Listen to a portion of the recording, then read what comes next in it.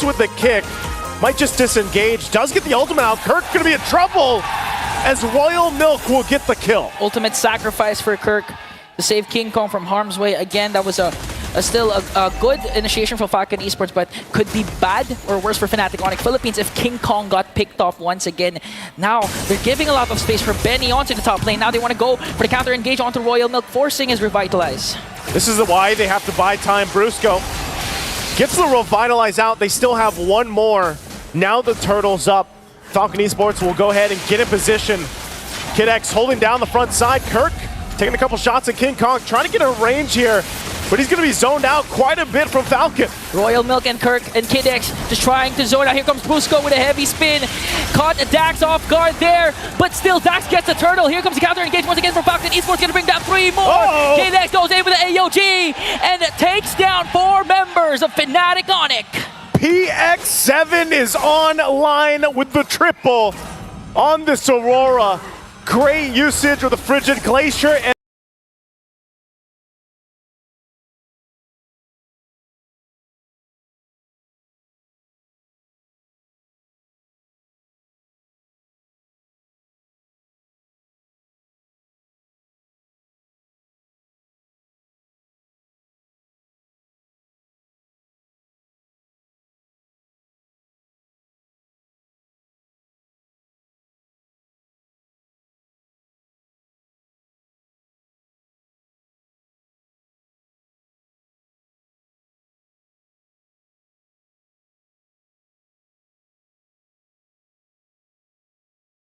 back into this game, but they have so much they still have to do. Even looking at the items, you can see the gaps between the lanes here.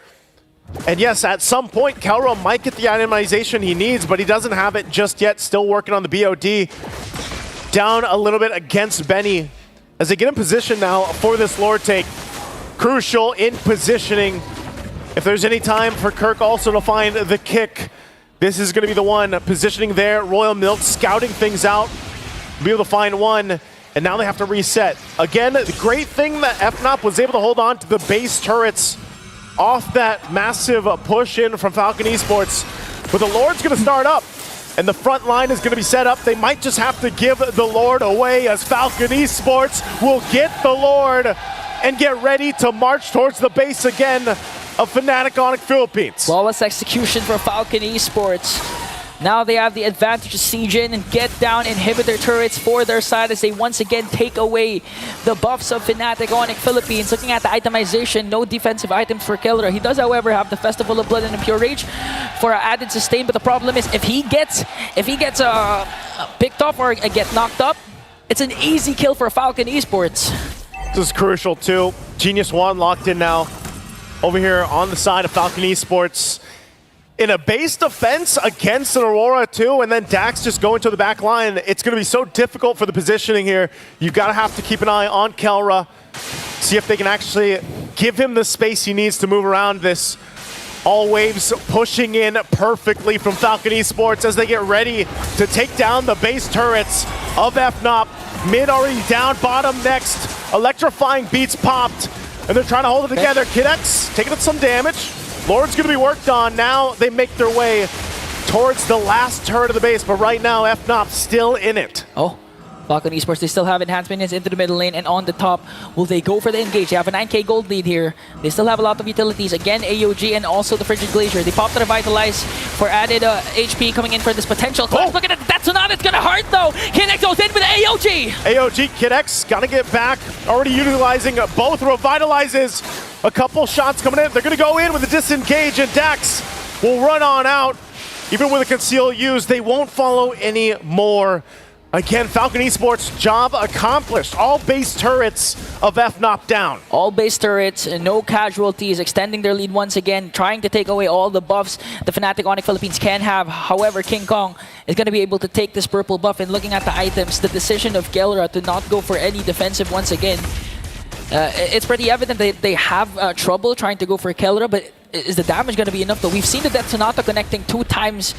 It's quite painful for Falcon Esports, but again, they have double Revitalize, they have frontliners, beefy ones that can out-sustain the damage coming in from the gold standard.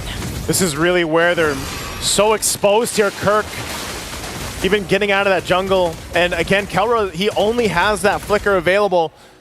Working, there's the rose gold meteor, so he's got that. But you can see this, you know, positioning so crucial for him because one mistake, and if he gets cut off with an Avatar of the Guardian from Falcon Esports, it's going to be really difficult to get away, and he's going to have to rely on the peel from the rest of the lineup here. So it's just a standoff, 15 seconds away from that Lord.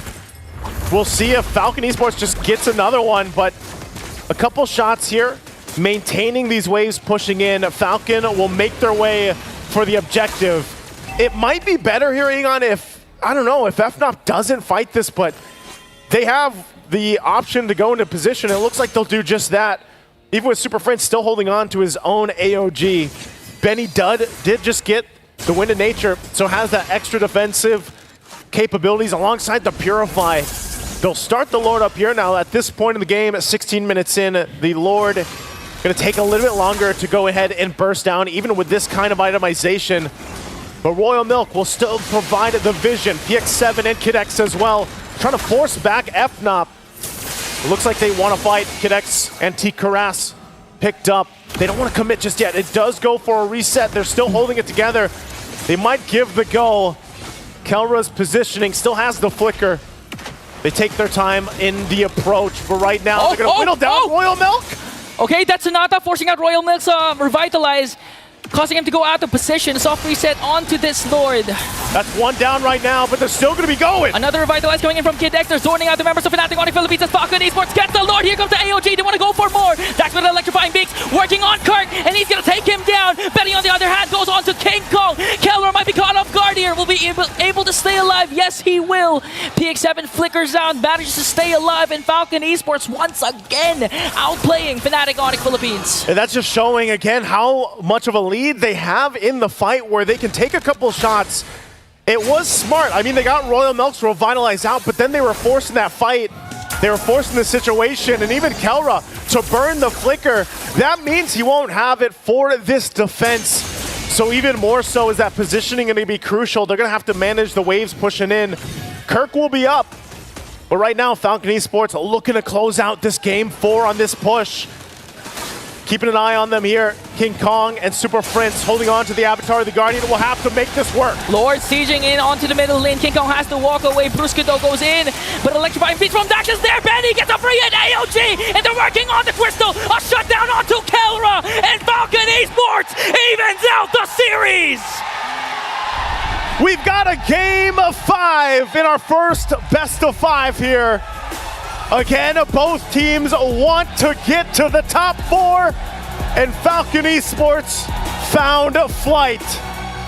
The first team to really give FNOP a run in a series, and now it all comes down to 1.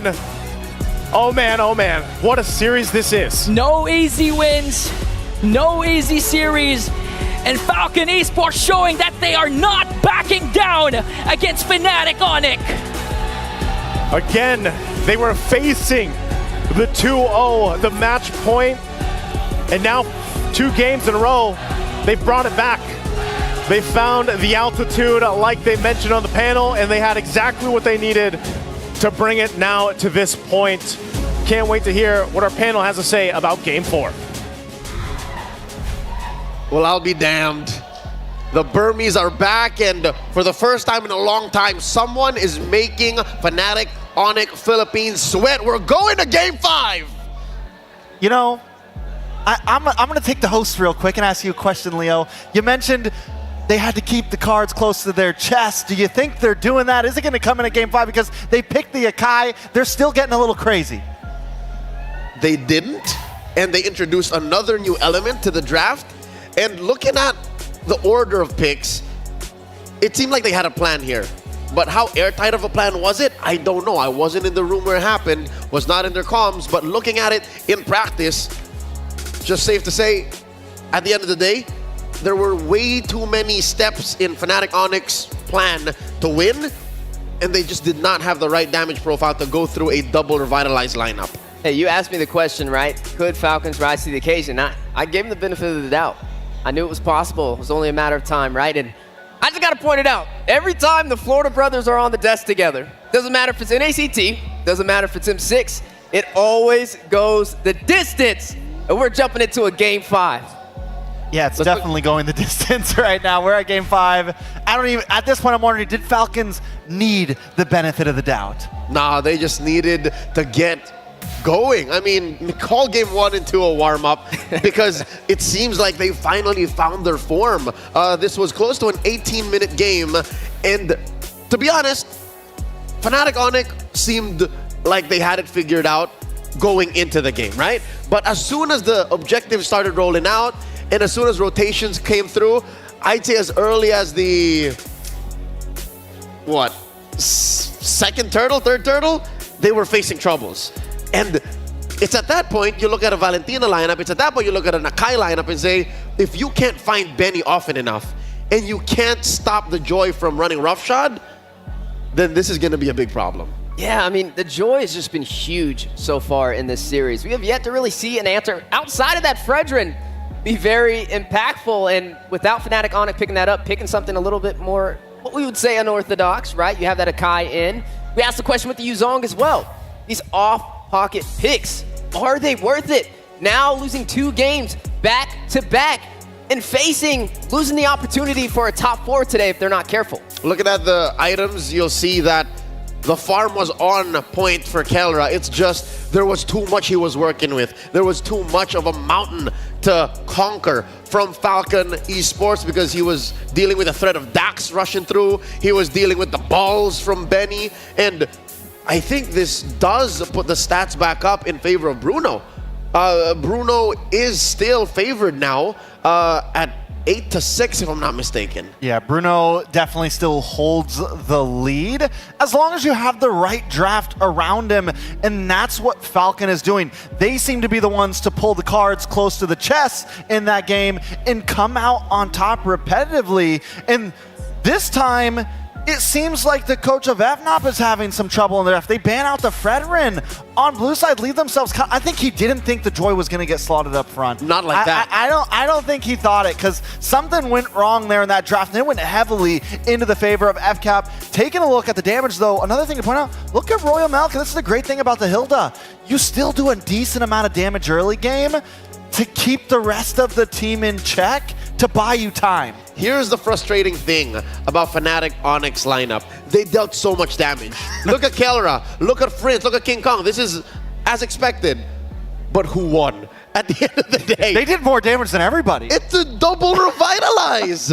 I think that really was the nail in the coffin, besides the aforementioned, stumbles in the draft. Yeah, it was just a very big hurdle for Fnatic Onyx to jump over. I mean, even with Kelra on this Granger, who we said was technically the counter for the Bruno. We've been seeing it rise to the occasion alongside other marksmen like the Beatrix. But this time around, that Aurora pickup I think was huge as well, especially with that Valentina having to pair up against it. It worked off really good for Falcon Esports. Dare I say an MVP performance even. It was a solid stopper.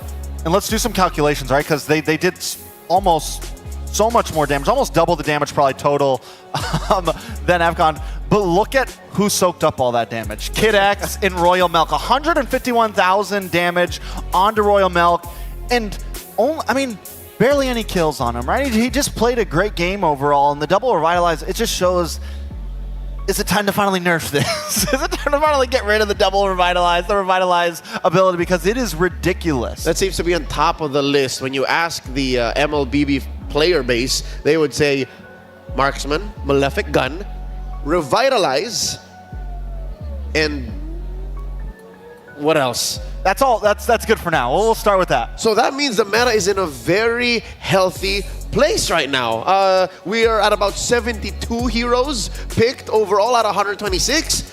So we are very, very happy with the way the meta game is going, save for those 2 things. Looking at the gold graph right now, you'll see that it was a downhill slide for Fnatic Onyx going into that first turtle, and then eventually they just lost control. I think that's an all-time high of almost 10,000 between them and Falcon at the 14-minute mark. Yeah, total control, right? I mean, in the beginning of this series, Falcon was having a hard time getting into this game, and I think right now we can agree they're a slow starting engine for this series, and now they're fully revved up, and you're starting to see some of the cracks show from Fnatic Onyx, right? A lot of pressure on their side. They're the last team from the Philippines sitting in M6, holding that banner. And now, with these two teams being tied up, who will take the first spot in Axiata? You know, and I think something else, one of those cracks could be this, right? And I want to take a look at this goal graph because in the very beginning, FNOP almost always wins out in laning phase. And it doesn't look like a lot, but just them starting that first 3 minutes off, 4 minutes off with the lead, it shows, we talked about their great micro mechanics, their great aggressiveness, but now the lack of macro from them, maybe that's starting to be the downfall a little bit. Maybe it's too much relying, they're having trouble with the snapback in that Lord phase of game, right? They're having trouble with that snapback. They're leaving things down to too much of a coin flip maybe. And teams like Falcon, those outer sea aggressive regions, love that. They thrive in that. And that is the current dilemma for Fnatic Onyx Philippines. Can they somehow snap back to a more macro-focused form? Because Falcon Esports, they just got started, and now finally they are soaring, and momentum is on their side. Their front-line mage, their MVP mage. We're gonna give it to him. Spoiler alert. Let's throw it over. It's PX7 on that Aurora. Coach, he picked up the Aurora. Coach T, he picked up the Aurora. I like it. I think it was a very clean pick, and it worked well. At first I was a little like, okay, this can work. It's a little dangerous, but again, you have the front line to block for it, so the Aurora can just save. And even in that final push when they were going into tower, he drops the Frigid Glacier and saves Benny's life to make sure Benny can get a little bit more damage out. And they waited in the draft to pick this up, right? This wasn't an early pickup. This was pretty much the last pick for the draft right after that Valentina It was up. red 5 for game 5, yeah. And to get that MVP, it just showcases PX7's mastery. And right now, with the momentum rolling inside of Falcon's Esports' favor, they're 1 game away from dropping Fnatic Onyx into the lower bracket. Flipping the table. Let that sink in. Let that sink in. Can they do it? Can they do it? Momentum is on their side. Unless Fnatic Onyx somehow, some way, pull something out, then yeah. There's a phrase we haven't used, I think, at all this M6 that I think goes very hand in hand with Falcon and days of past. Is it broadcast safe? Downloading. Oh. Falcon Esports, first 2 games where they just downloaded. Was Coach Neo Chow just downloading the draft for a bit? You know, was the bar filled? Are they good to go? Are they at 100%? I think they are right now because the first 2 games, Fnatic Onyx Philippines was in the driver's seat, man. They had the wheel of the draft, and now Falcon Esports seems to have the wheel of the draft. They got Fnatic Onyx Philippines guessing. And if anything, watching the game now, watching PX7's highlights on that Aurora and Falcon Esports' performance so far in games 3 and 4, I agree with you. It seems like it's now a check for Fnatic Onyx Philippines if they have more files, if they got more blueprints. What's in Coach Wynot and Coach Hayes' clear book? Like, what the else original do they have? blueprint. You just got to get back, like you said, pull your cards in, get back to the original blueprint. I mean, they're stacking up teams left and right in M6 so far. I mean, they took down Aurora MLBB during the Swiss stage, and then they also took down SRG, and now to bring back this series, which was really just 1 match away from a full sweep for Fnatic Onyx, now tied up. How do they do it? And if anything, it's Falcon who refuses to budge. It's Falcon who just says, no, we're just going to pick the same heroes. We're going to put Aurora on PX7. We're going to put Agatot on Kid X. You've seen this before. We're going to keep the Bruno on Benny. And I'll tell you now, that's pretty terrifying. If you're Fnatic Onyx right now, is we keep giving them the same heroes. We could have sworn fundamentally we could beat them. I think that is one thing that they haven't done quite yet, is just go back to the basics, to the fundamentals, what worked in game 1 and 2. Stop it with these Yuzhongs. Stop it with these Akais. But I was actually going to ask you that. I was going to say, do they stop these X Factor picks? Because I always say it's high risk, high reward. And right now, the reward is not on Fnatic Onyx side. Listen, If you see the crowd behind us, we have the Philippines behind my right shoulder. We have Myanmar behind my left. Myanmar was quiet for half this series, just silence in the crowd, but they have not sat down since game 3. The Burmese are here in droves and they are alive and kicking. Ladies and gentlemen, before we begin with game 5, let's throw it over to our courtside reporter to get us into the thick of things. What you got? Welcome back to Courtside Reporter. Now here with me, Poji, and also we have Chantel, an MPLPH insider, and as well, Falcon Esports super fan. And also maybe you can introduce yourself. Sorry? You can introduce yourself a bit to all of the fellow fans all around the world. Hello, Falcon! AI! AI! Fly high!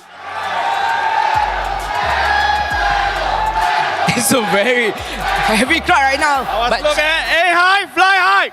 Nice one, nice one. Menggalapa, my friend. Menggalapa. Menggalapa as well. Now, kumusta? Oh, you know Filipino words. Wanna hear some of the shout from the Filipino crowd? Are you guys ready? In 3, 2, 1, let's go, Fanatic! Onic! Onic! Onic! Onic! Onic! Onic! All right. But now, may I know who is your favorite player for Falcon Esports? Okay. I love Falcon Esports. All of them is my favorite. You are all my favorite, bro!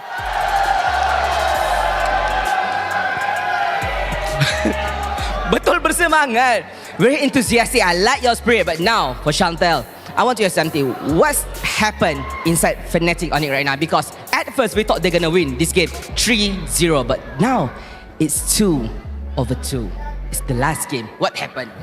Probably because of the masterful draft from Falcon Esports. We didn't really expect it to be a very long game, especially for that. And all I can say is that Dax is playing really well. Aside from Benny's a nice matchup against, I forgot the name. I'm very nervous about this game, but yeah, against Kelra. So it's all about the laning, and again, the basics of Falcon Esports was just really on point from that previous game. Yeah, draft and execution. Based on what happening now, what for Fnatic on it, who should they aware of for Falcon Esports? Because Falcon Esports is currently rising at the top. Who should they be aware of? Probably Coach Draft, and at the same time, Benny and Dax. Benny and Dax. Specifically, Benny's Bruno. Right. But now, we're gonna have a cheer battle. We want to look who shout the strongest. Can Onyx start first? Maybe you can lead the chant. Okay. Should we go here? Can we go here? Okay. Guys, are you here with me? Let's go. Okay. In 3, 2, go. Go, Fnatic! Go! Fnatic! Go, Fnatic! Go, Fnatic! Go! Go, Fnatic! Go! Fnatic! Go, Fnatic! Fnatic! What time is that? What time is that? There you go. Nice one, but now for Falcon Esports! All right, lead the chant, my man! Falcon! Falcon! Falcon! Falcon! Falcon! Falcon! Falcon! Falcon! Falcon! Falcon! Falcon! Louder, man! Louder! Louder! Falcon! Falcon!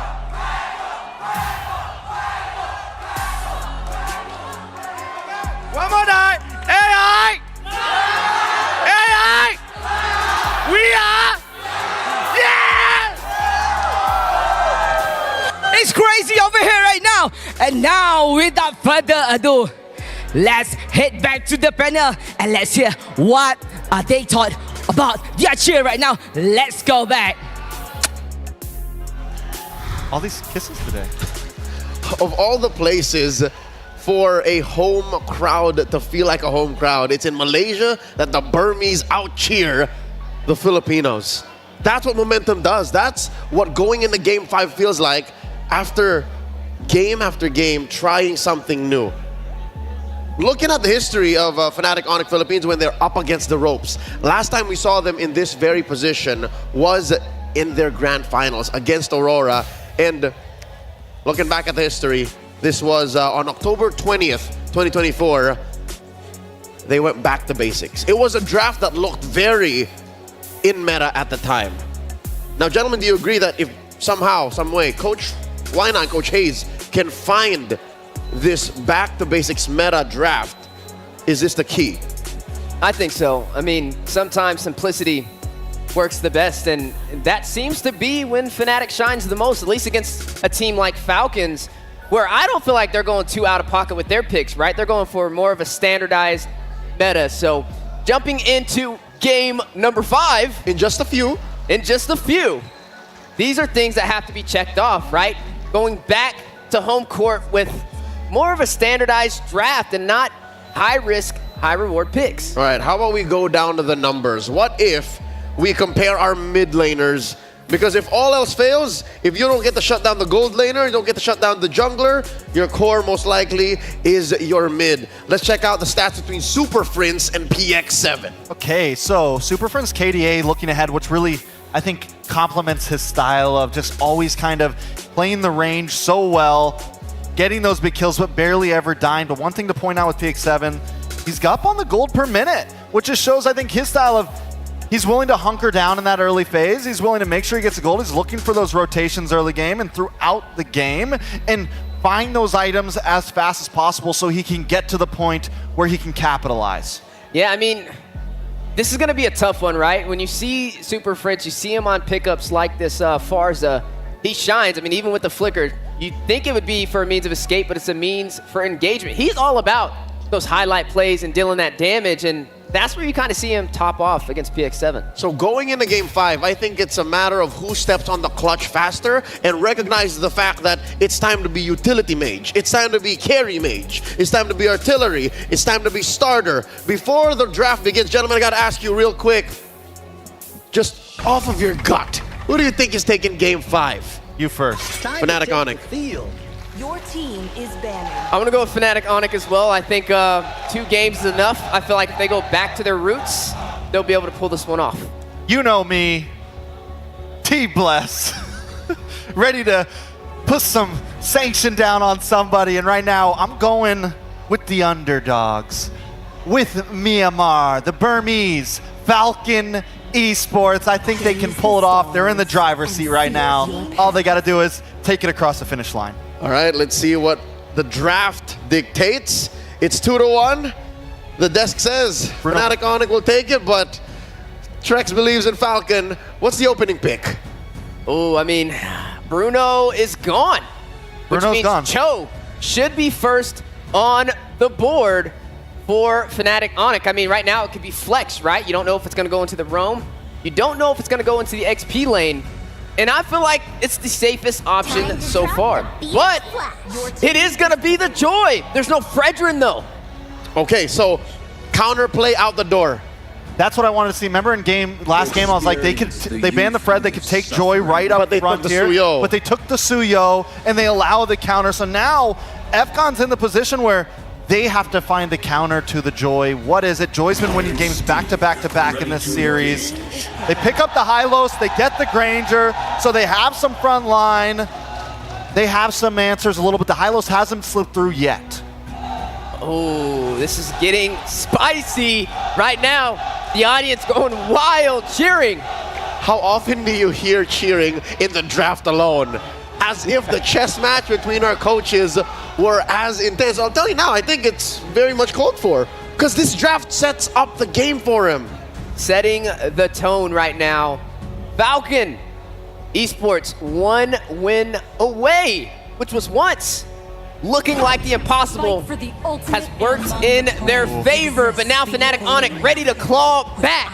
with the Eve in the Hilda. All right, already they have great tempo control.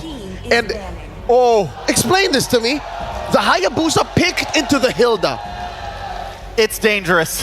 it's scary. You know, it's worrisome. Coach T on his off time is an XP laner, so you know you're gonna send yourself straight into that jungle. Yeah, this is definitely, it's tough, right? You're already looking to have a little bit of trouble here. The only goal for FCON at this point is, I don't care if you got to give up minions, I don't care what you got to do. You need to stay next to that Hilda at all times and protect the president, which right now it is not Benny, it is Hayabusa. That makes me feel like the Hylos will be, no, it could still be flexed to the roam to the XP lane. But yeah, you are going to have to watch out for this Hilda invading the jungle of the Hayabusa. But with the Haya, it's a free way to get to that Eve. That is something that Super Friends has to watch out for. So he has to pick a very specific battle spell, likely a flicker. He is handy with a flicker. Second ban here for Falcon. Did they take away one more choice of gold laner for Kelra to address that missing pick? You think of the Wanwan? I think the Wanwan's very viable. I think it could definitely work out here. Wanwan or Moskov? Yeah, maybe the Moskov and force him into the Wanwan, but the Wanwan does really good against the Hylos. That it does. So at this point, I think you just take out the Wanwan. They go for the Cho ban instead, also a decent ban. But yeah, if the Wanwan gets picked up, FNOP's looking good, I feel like. It's at least when it comes to like Lord fights and some of those more late game fights, Hylos is gonna have a little bit of trouble. Wait a second. Maybe, just maybe, the Mathilda is still available. Couldn't FCON take that up? I mean, it'd be another way. Both of them can. They both can. Yes. But FCON has priority right now. Yeah, and you're already pretty squishy with the Hayabusa. It's a pick you could capitalize on, but also a little bit risky. Could go sideways. It could go very sideways. What Falcon is actually looking for is the kind of damage in mid that is the right damage profile burst. Thankfully, they pick up the Vixana. If there was any other pick, they would be having a hard time finishing people off with the Granger and the Haya. Good pickup here. Still, we don't know who's going into actually Roamer XP. Fnatic Onyx, what goes into the hands of the Filipino Savage here? The Wanwan's still open. At large, the Moskov too. Yeah, both of them can definitely get the job done, but you have to watch out for this Hayabusa. So maybe going in for a little bit more of that survivability could work out better in their favor, because I'm just worried about the dive potential, right? When you see this Hayabusa picked up from FCON, they're going to try and get some early kills, some early initiations. There goes the Irithel slotted in. Okay, so we've seen Kelra play the Irithel before. It was against the Wanwan. You know, it was against some of those picks, but still, I'm not completely against this. I've played this matchup before. I'm pretty confident with the Irithel. You just have better coverage. Granger has to draw straight lines. As the Irithel, you can actually, you know, have some combat mobility. And you have decent kite against the Hylos. You have decent kite against a lot of what FCON wants to bring. And if it comes down to it, you can dodge the big ticket ults. The EG, if you're somehow in the thick of it, in the middle of things, and the Hayabusa's ult, the shadow kill, heavy crossbow into like a party of 3. Yeah. And you spread the damage there. Now, do we see the Mathilda picked up here? Is this a Hylos in the roam or a Hylos in the XP lane? Seconds away from the final draft for game number 5. And Tig has been slotted in for FCON. That is a Kid X special. How do you feel about the draft, coach? I do like FNOP right now. I feel like FNOP looks very clean. They brought it back in for sure. One final game in this best of 5. Let's throw it over to our casters to call the action. Jose and Jose. Hang on, we gotta check IOI Convention. It's game 5. Are you guys ready? All right, they're ready. It's me, Nice suiting on to bring you game 5. One last look at the draft. 2 solid lineups. It's been back and forth, Ingan. What do you feel, real quick? I have to agree with the panel. The dive composition that Falcon Esports can bring onto the lineup of Fnatic Onyx Philippines might just be too much, but at the same time, Kelra with the Irithel, in terms of mobility, has a slight advantage over the Granger, and let's see what happens. We're gonna find out what happens. We load into the land of Dawn, a ticket to the top 4, and Axiata Arena on the line. And it's all come down to one game. King Kong and Dax have been back and forth throughout the series. And honestly, when we look at the draft here, everybody gets some solid choices. But we haven't seen the Hayabusa too much. Okay, an early engage for the Falcons here. Oh. Going on to Kirk, even with a Revitalize, they're going to bring him down. A first blood drawn by Falcon Esports. Oh man, the fact that you get a first blood already, even though it went to Royal Milk, man, I mean, that's a great start for them. Now for Fnatic Onic, gonna go ahead and try to adjust from this pace. Again, King Kong on the Joy, we know this has been very elusive, but now you have a Hayabusa across from you. Oh! There was the Void Crystal. But the damage coming in from Brusco, forcing out PX7 to use a Flicker. So there was still an engage from Fnatic Onic Philippines. And let's see if they can continue the aggression, because so far, if Dax just continues on his rampage over King Kong right now, but King Kong managed to steal away that jungle minion. There's a whole lot here. I mean, this is the tension throughout the series, of course. A lot of battle spells being expended early on. Even Kelra taking a couple shots here. Oh! Pops the Spirify. One more, Benny. Is he going to be able to do it with the Rhapsody, though? Oh. He's going to connect, but it's not going to be enough. Kelra survives. He sidesteps, he bombs, he weaves, Kelra survives. In that exchange, again, that would have been massive here for Benny if he's able to capitalize on the kill. But still, they find themselves pushing and pulling really on all sides of the map. Now looking at this too, you know, you've got Benny running that Festival of Blood. This time around, he didn't go with the Master Assassin just yet either. So here, we find ourselves first objective for the taking. It's going to be started up by King Kong. And Falcon Esports will get in position.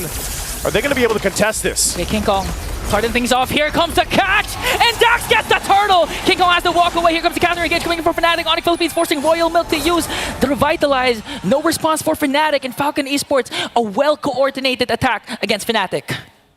Now with that trade, Falcon Esports still holding on to a very minor lead. The fact that they got this objective, PX7, using the Eternal Guard, doesn't have the Flicker though, so able to stay alive for now. Some information. Bottom side though, this is what we see so much in the gold lane right now.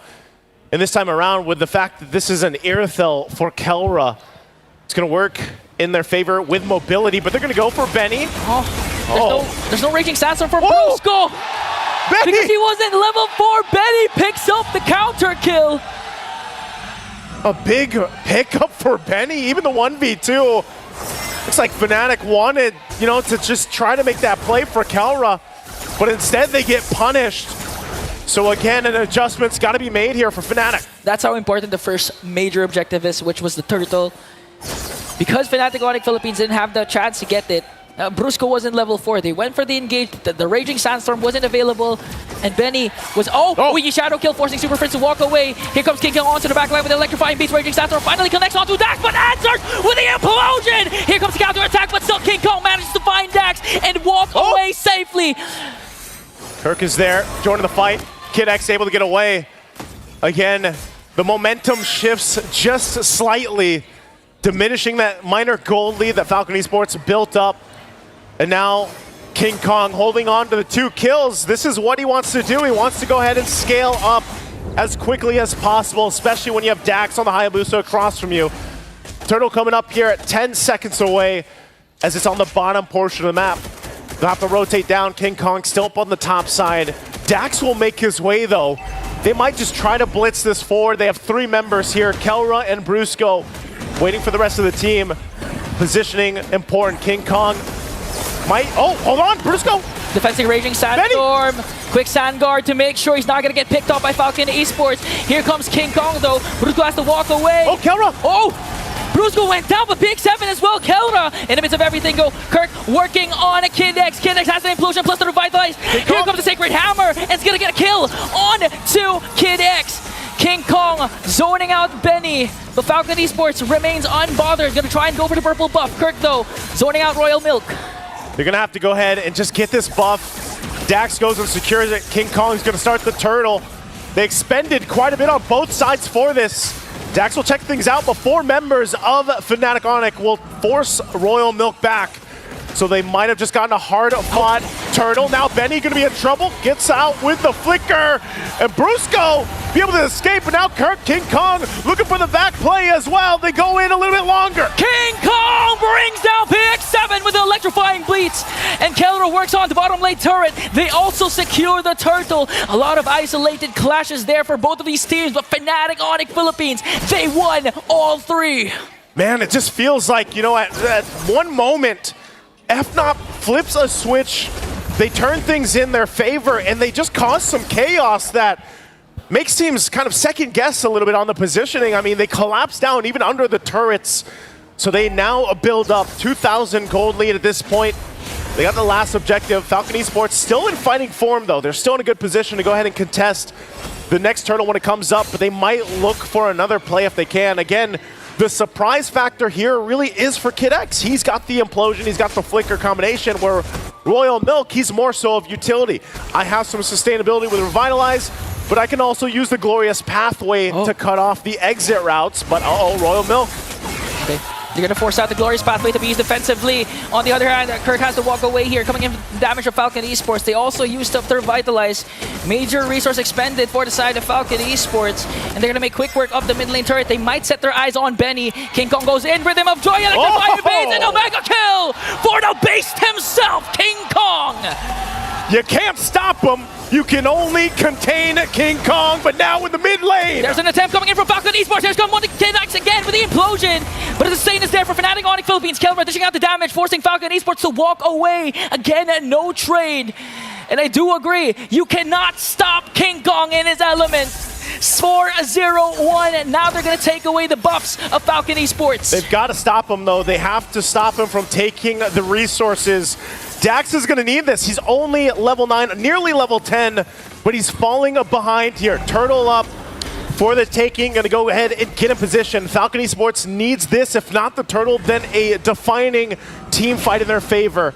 They don't have a flicker for Kid X. He's got to wait for the implosion to be available, so they'll take their time with it. But even so, Benny and the PX7 both have to watch out positioning-wise. They're going to set things up. Benny picking up with the Malefic Roar. Turtle's going to be started up by King Kong. And now Kirk providing the vision. Both gold laners making their way towards the fight here. Okay, they're going to try and work on Kirk. Here comes the implosion. They're going to commit it. Dax on the other hand trying to focus on the turtle. Bruce is the first man down, but they answer right back with a kill onto Kid X. King Kong still gets the turtle. Another kill onto Kirk. Falcon Esports doing their best to try and bring down King Kong with a big shadow kill. But it's not going to be enough to bring down King Kong.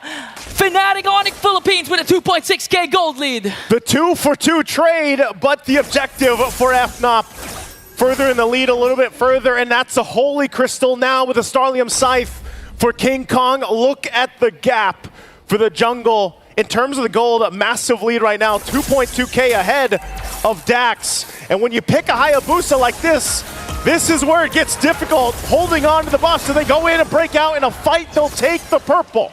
This is the main difference compared to game number 3 and game number 4. Kirk has been activated along with Brusco. They finally are able to get the vision, to get the zone from Falcon Esports compared to what happened during game number 4 wherein with the Akai pick. It was easy to burst down and poke down Brusco. That's why during the big engagements, he has no HP, he gets bursted down right away, not able to maximize the ultimate, but right now it's different. It's a different story for Fnatic Onyx Philippines. We see Kirk, even if he overextends, even if Kid X commits Implosion and Sacred Hammer, it's not enough to burst him down, but all the value that they get with what Kirk did was all used up by Fnatic Onyx. Man, even for Super Prince, you know, the fact that he's just able to go ahead and be a nuisance by setting things up with the RWM, but he also just has a glowing wand and a wishing lantern. I mean, the Void Crystals alone are enough to go ahead and stop some of the guessing of Falcon Esports on wanting to fight. And Dax is almost going to be in a situation where then, all right, he's behind, he's got to kind of catch up. He's not going to be really to go face-to-face against King Kong. So best case scenario for Dax is he's just able to go ahead and somehow steal the Lord if that ends up happening. It might have to happen here. We've seen this time and time again with previous Hayabusa players, but again, the zoning potential from FNOP is so good that Dax's entry point is really hard to get to. I mean, he has such a difficult time actually getting there, even with the quad shadows. Yeah. So now the Lord is up. It's going to be started up by King Kong. It's still going to be used too. They want to make a play on Royal Milk. Okay. They want to go for the -1. King Kong here with electrifying beats, forcing the Glorious Pathway once again, plus the Revitalize. That's 2 major resources expended by Falcon Esports. And again, you mentioned Dax. It's going to take a lot miracles to try and go for the Lord Steal, here but it here is. comes the Sacred Hammer play onto Kirk. Oh, Dax, look at that. Already so low, even with the quad shadow. A quarter of the health. They know they're low. They're going to start up the Lord again. He's going to try to get the orange buff and get some health back here. They might be able to delay this even further still. As Falcon Esports, do they contest this? Orange buff locked in, get some of the health back. He's going to reset. They know that some of the resources were down as well from FNOP.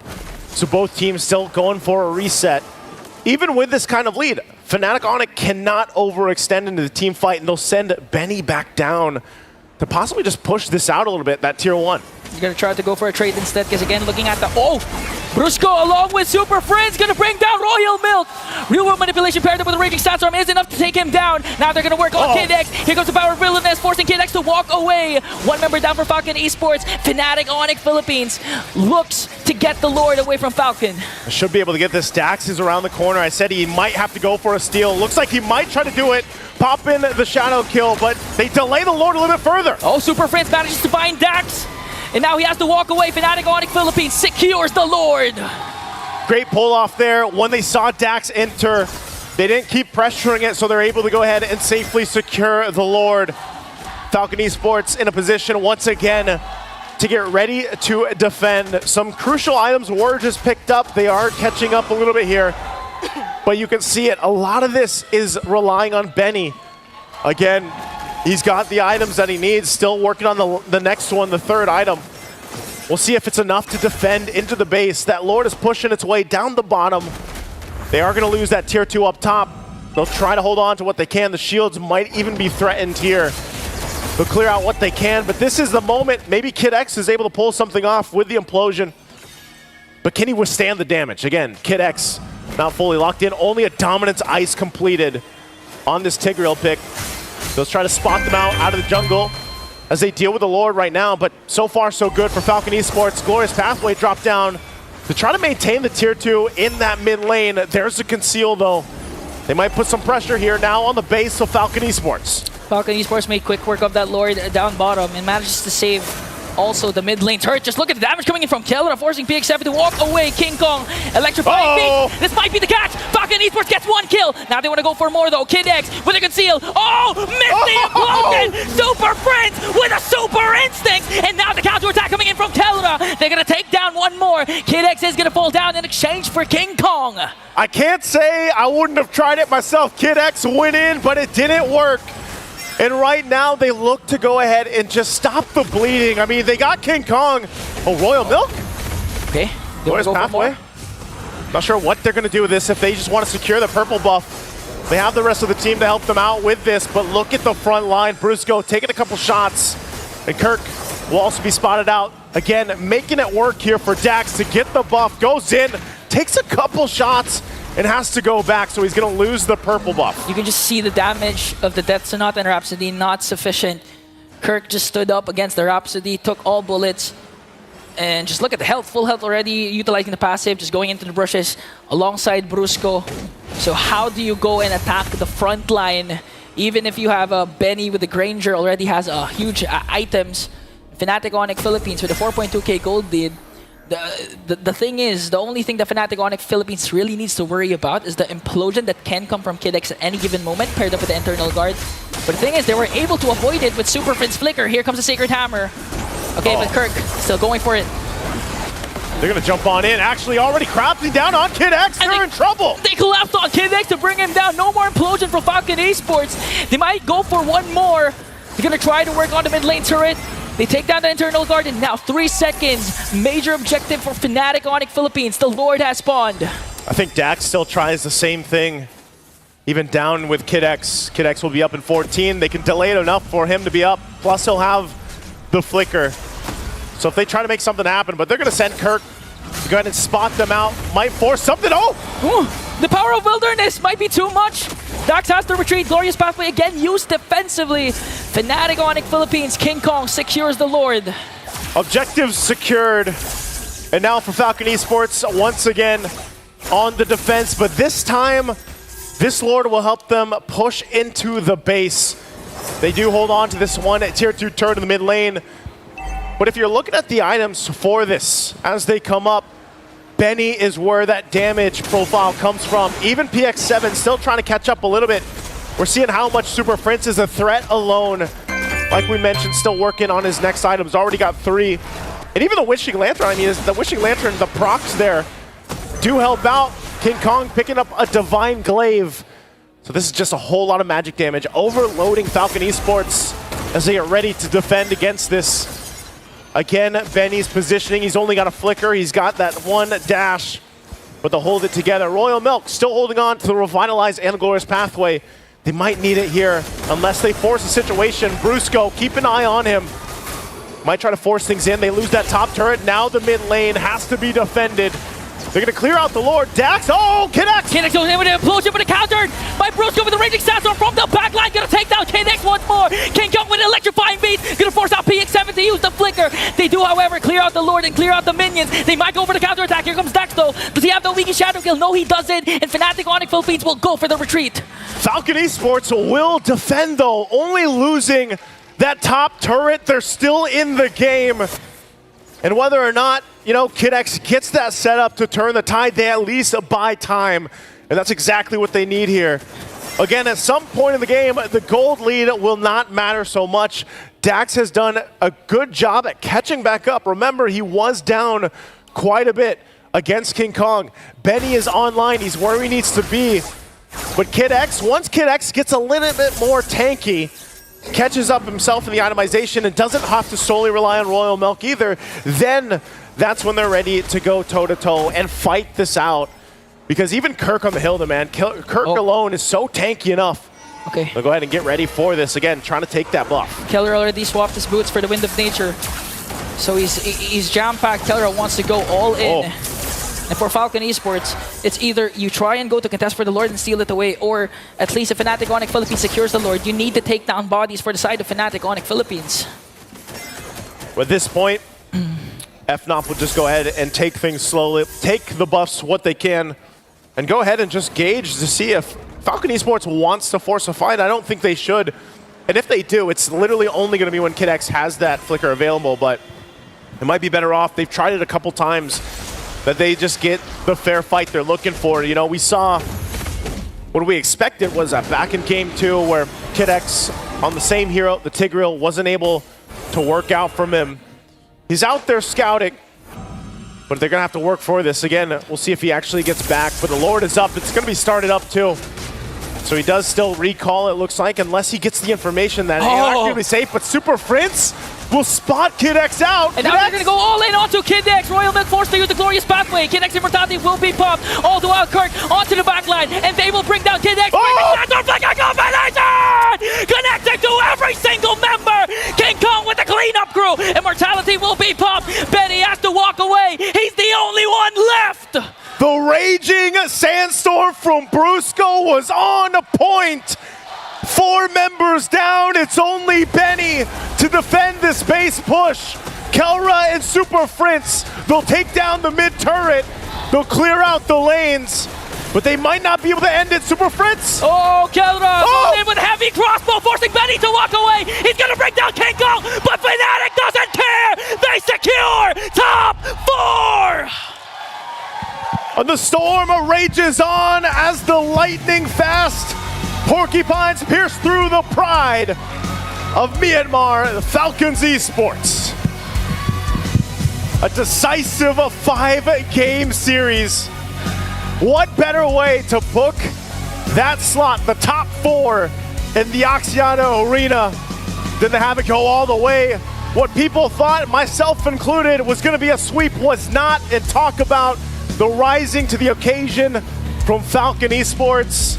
They do go down to the lower bracket, though. They still have a chance to fight on. We'll see if they make it happen. Again, I'm Naisu, that's Singon. Let's throw it over to the panel. That makes 3 and 5. Still in favor of the Burmese, but Fnatic Onyx Philippines takes one for the current reigning and defending region in the M Series. We went the distance, gentlemen. We went the distance, and Fnatic Onyx earning a spot into top 4 of M6 and a seat in Axiata. Yeah, I mean, it completely goes all the way. Back, forth, back, forth. Falcon try to clutch that final win in there. But what does Fnatic Onyx do? They do exactly what you said, Leo. They bring it back to simplicity. They bring it back to the basics in the last game, and they take the dub. And more importantly, in-game, they were very surgical, very specific in what they were trying to do. Midway through the game, I checked in on Dax's net worth.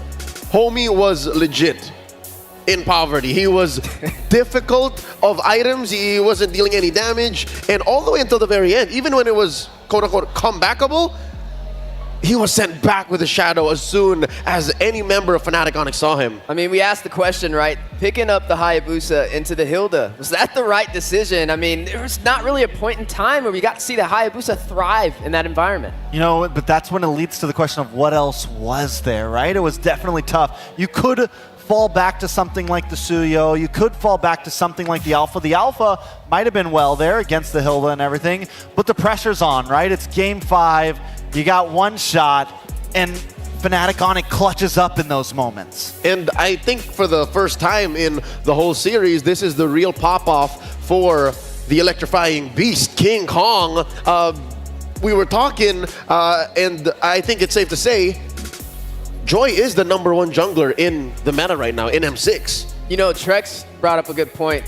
Possibly new meta on the way. He said, ban Fredrin, go Joy on blue side. If you're blue side, yeah, you ban. I mean, and we just saw that happen. That could be the answer. Of course, we're going to see how things unfold with other teams. It feels like when we get matchups like this, there's always one hero, one or two heroes. And for this match specifically, it was the Joy. I'm sure when we watch TLID RQ, it could be a very different hero. But it seems like there's always at least one hero that ends up being the major trading piece. More on the metagame and the specifics of this bout later. But for now, we do have word that we have an interview set up ready on stage with the winners. Rose is with Fnatic Onyx Philippines. The team that has just qualified for Axiata Arena upper bracket finals and have just secured top 4 this M6 World Championship. Ladies and gentlemen, give it up for Fnatic Onyx Philippines. So right now, I am with Brusco and Super Prince. First of all, guys, congratulations. An amazing run so far. How are you feeling? Sa match namin, parang mas madami kaming natutunan ngayong match, mga lesson na i-review mamaya.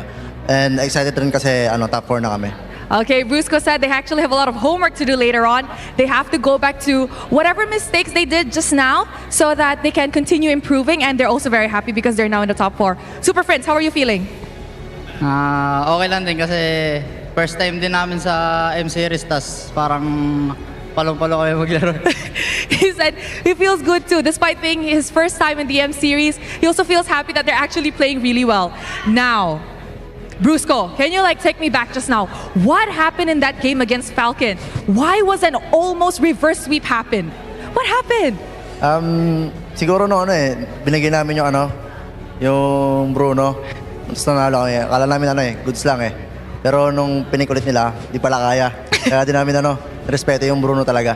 I see. So Brusco thinks it's all down to the Bruno. They gave it in the first time because they think that they could actually beat it. But I think, Benny's Bruno is really not something to be messed with, no? It's very scary. He's very good at it. So will you do it again? Will you give him Bruno again if you guys meet?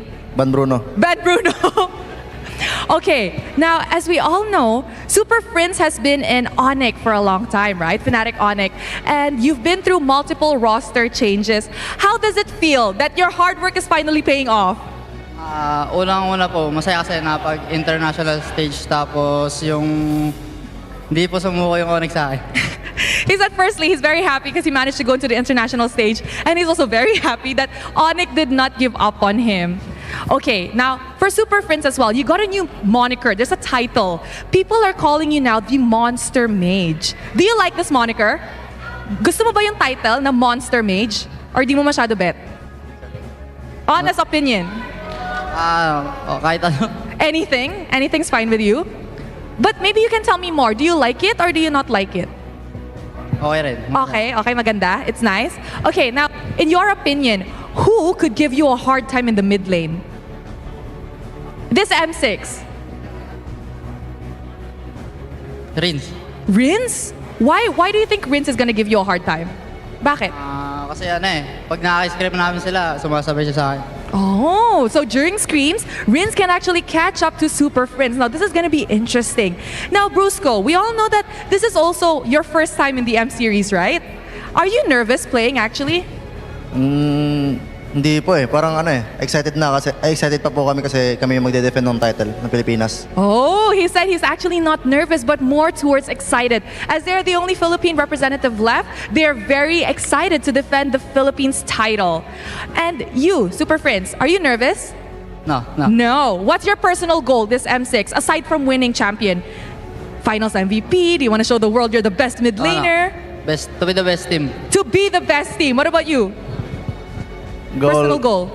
Parang tingalain kami na sobrang lakas na team na mas malakas pa dun sa mga prime na mga All teams. all teams. He said his personal goal is to be the team that everybody looks up to, stronger than the previous champions.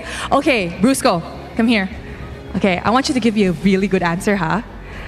The next match will decide who you guys will meet in the upper bracket finals. Do you want to meet RRQ Hoshi, your ex-team, or Team Liquid Indonesia, the team that you beat in the Swiss stage? Gusto ko malaban talaga RRQ RRQ Hoshi, why? Nandun yun Parang, wala lang. May gusto lang akong patunayan. He wants to prove something. What do you want to prove? Na ako nga pala yung sinayang nila. Wow! You know what? Okay, yes, he just said, I want to prove that I am the player they actually wasted. Do you have any message to them before, if you would meet them in the upper bracket finals? Good luck lang kasi rin kami, parang brothers no FNOP tsaka RRQ good luck bukas, sana manalo kayo. He said, good luck. We hope you win. Thank you very much to Brusco and Super Friends. Once again, congratulations on already securing top 4 this M6 World Championship. And with that, let us throw it back to the panel to break down what happened in this amazing best of 5 series up against Falcons. Thank you so much to Rose and to Kim. I'm flabbergasted. Super Friends and Brusco. You heard what he said about RRQ, right? He said, oh, I want to prove that I'm the one y'all wasted, by the way. I'm winning championships over here. I like it. That's the type of mentality you gotta have. Like, just to let you know you missed out. You know, big gains. It's like you guys know what I'm saying. He's saying he's a lottery ticket, right? And they didn't cash it in. I agree. Brusco is a one-of-a-kind generational talent, and through the hard work that he put in with his teammates in Fnatic Onyx, they're about to, again, hit strides and maybe even surpass previous Filipino champions on the world stage. Let's break down game number 5 by looking at the post-game stats here. Starting with the item builds, 18:57, just under 19 minutes, well into TikTok timers. Fnatic Onyx Philippines, look at what they did to my boy Dax. They did him dirty. This man didn't even get complete build at 19 minutes in. He was still working on final item and didn't even have a piece of final item, which means he just finished.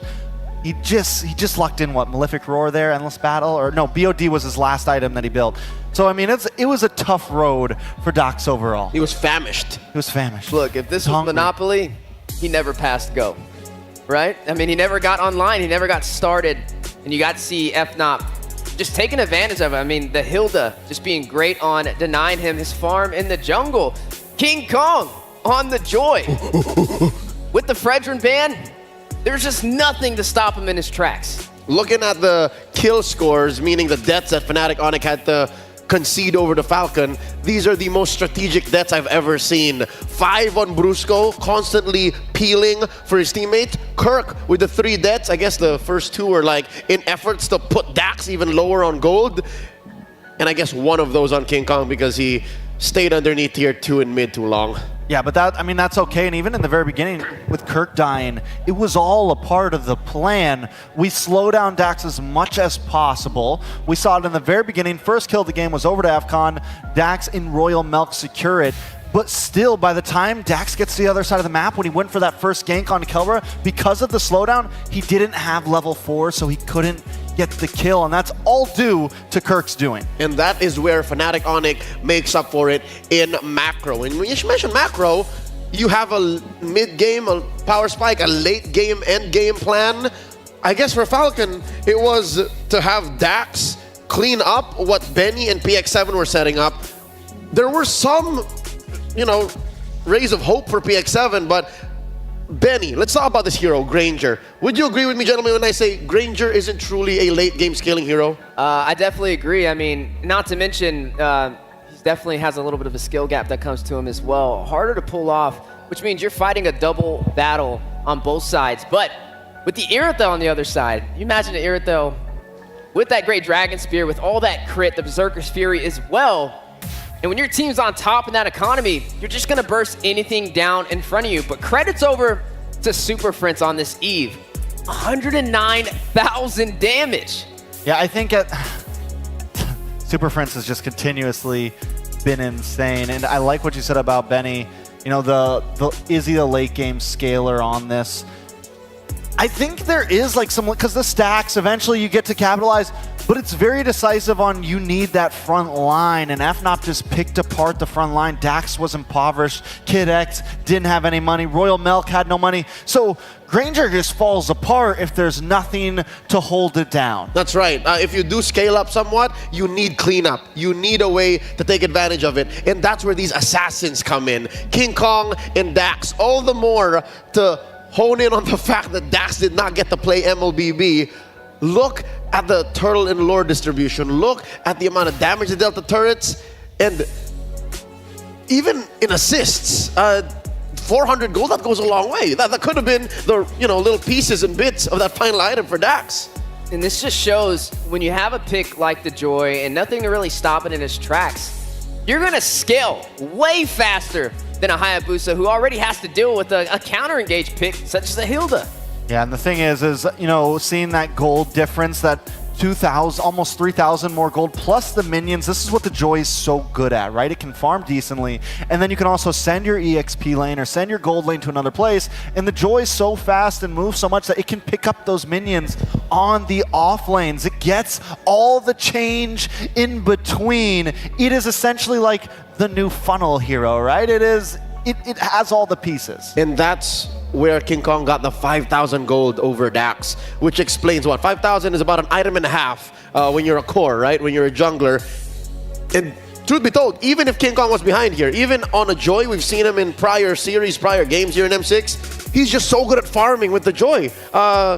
It's a term I'd like to go to call hunting. He just decides to go hunting in the jungle and then clears up and somehow catches up. As the Hayabusa on Dax, he just doesn't have the kit. It's just very difficult to do.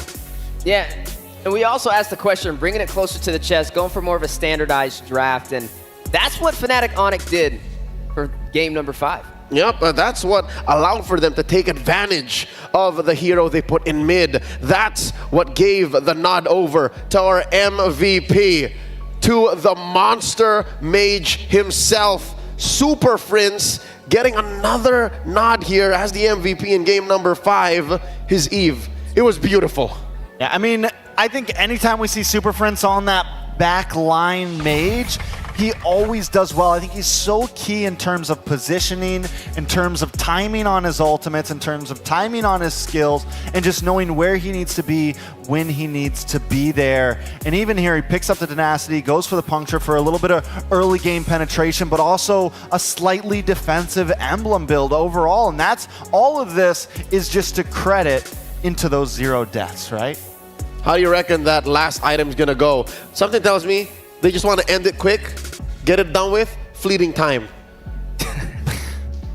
I mean, it could have been. I mean, that's more control over areas. Imagine a real-world manipulation coming in like 15, 20 seconds in between each other. Yeah, it's a problem. It's definitely a problem.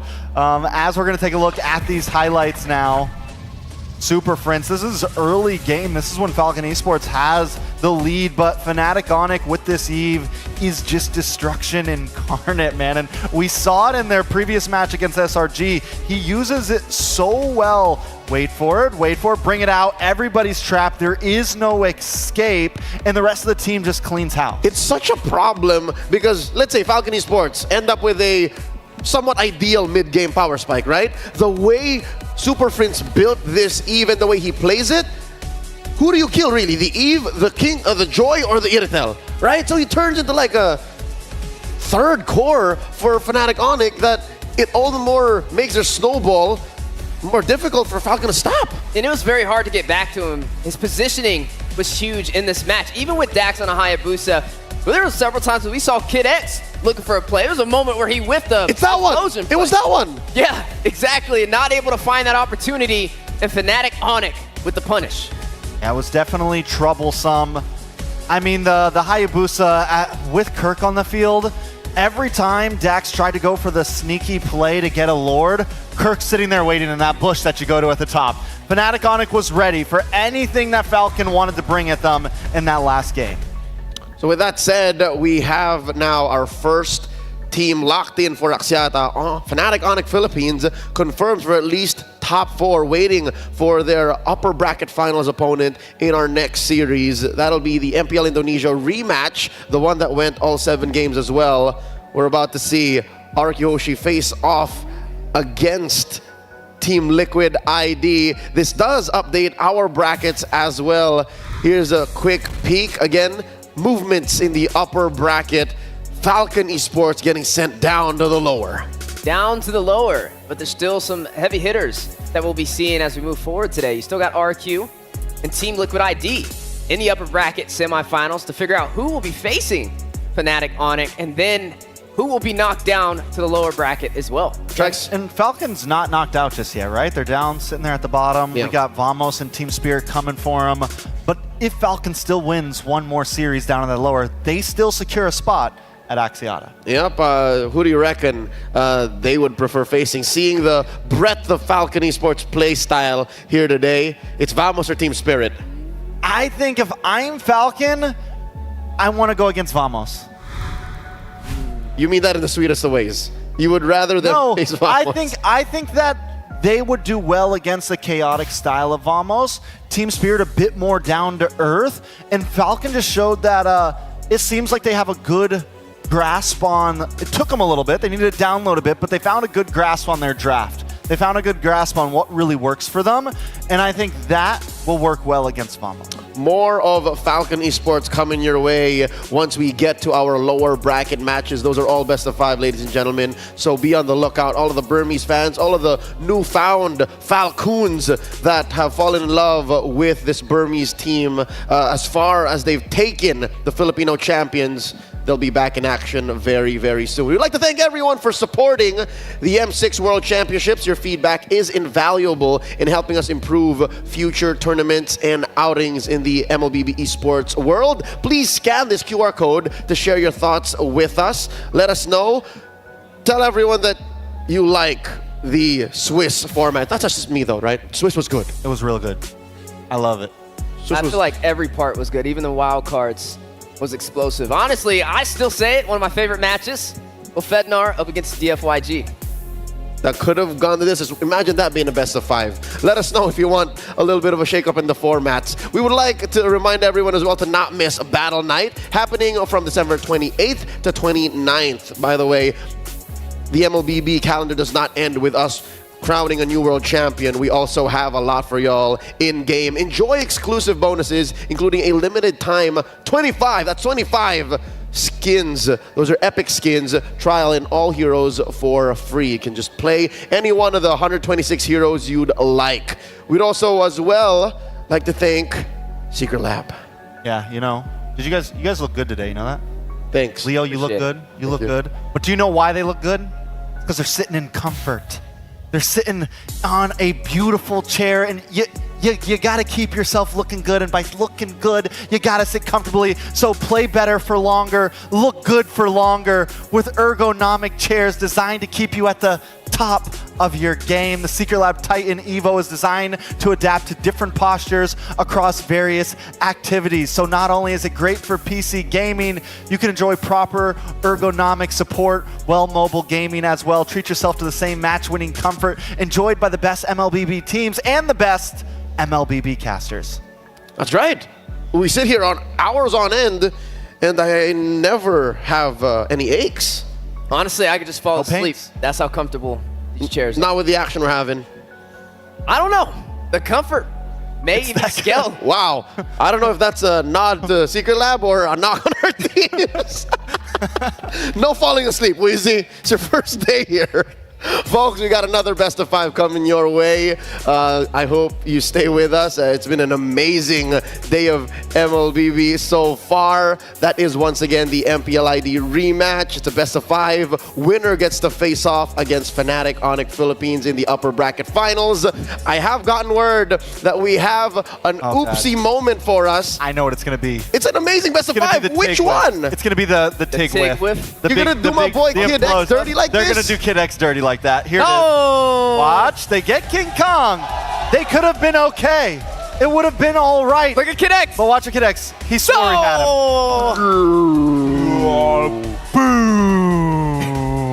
Yeah, what makes this all the more a painful oopsie is the fact that, yeah, you're right. They got away with a kill.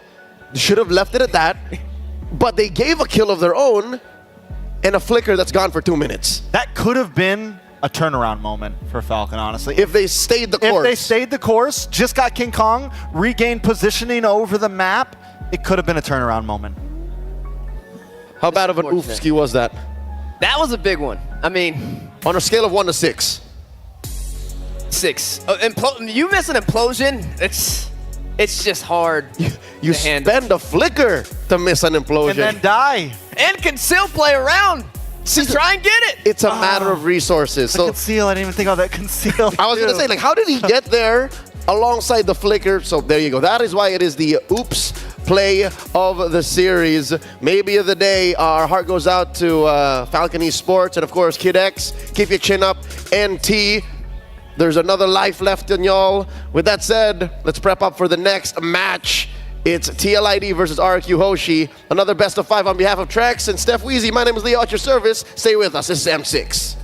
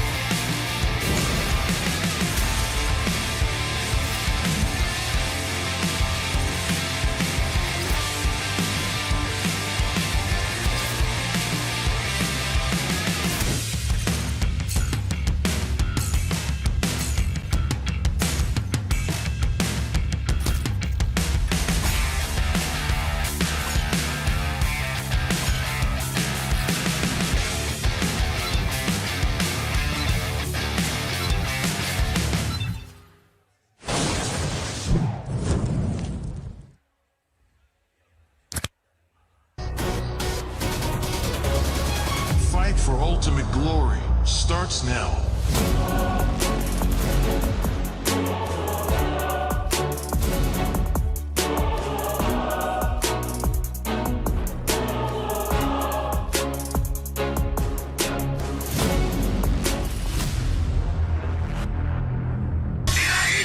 Mobile Legend M6 スイスウォッチ明治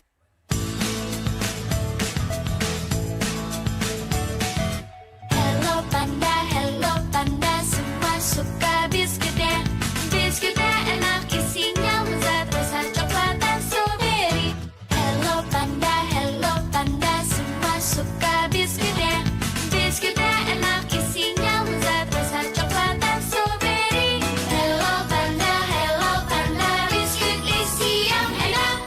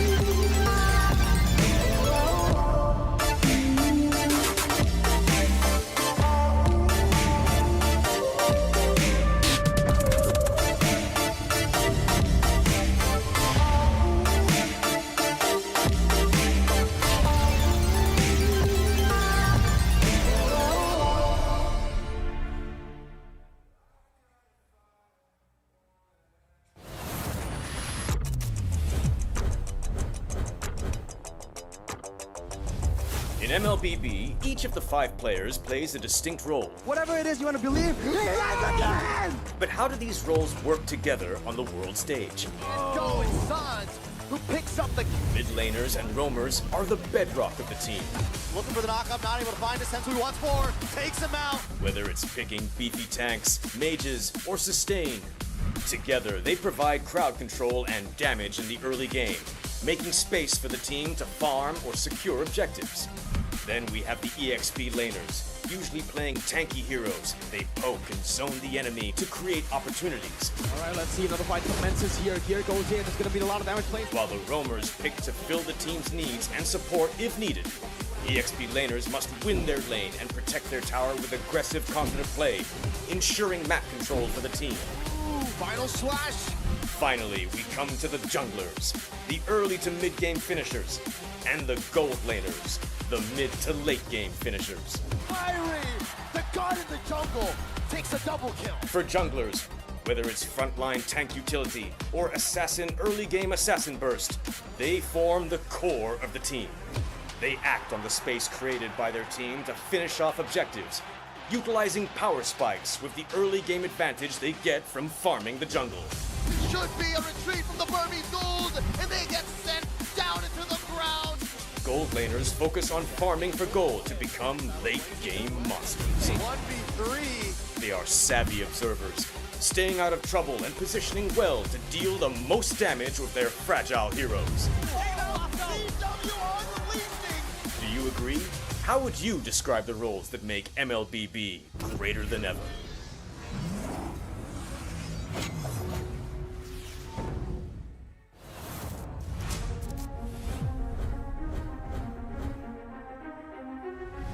A new era begins at M6.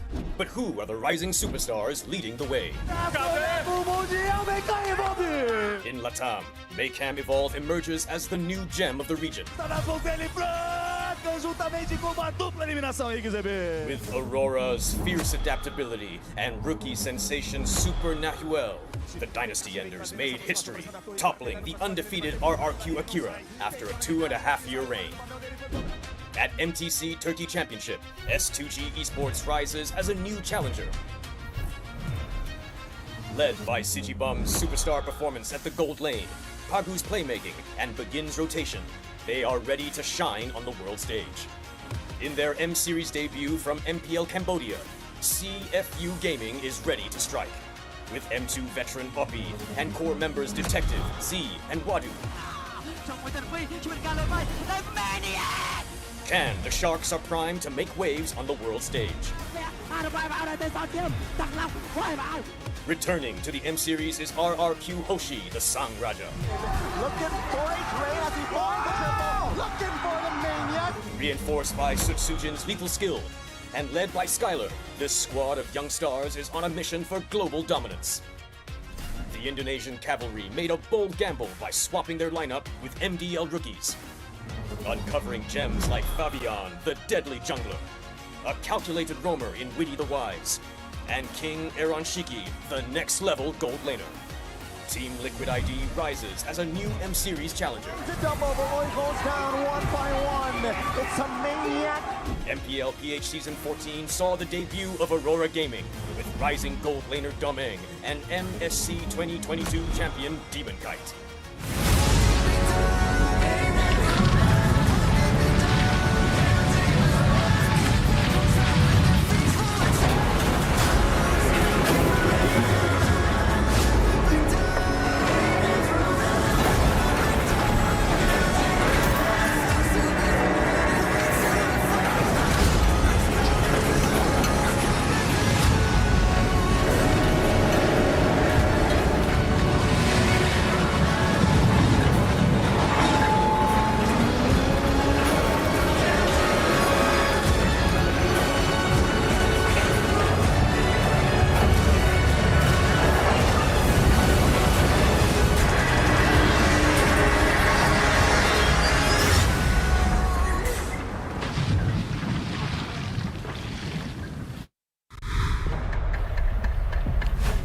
They tore the house down in Bandung not more than a few weeks ago. This time, they'll be clashing in the IOI Convention Center with everyone watching. The world has its eyes on this upper bracket semi-finals on the way to Axiata.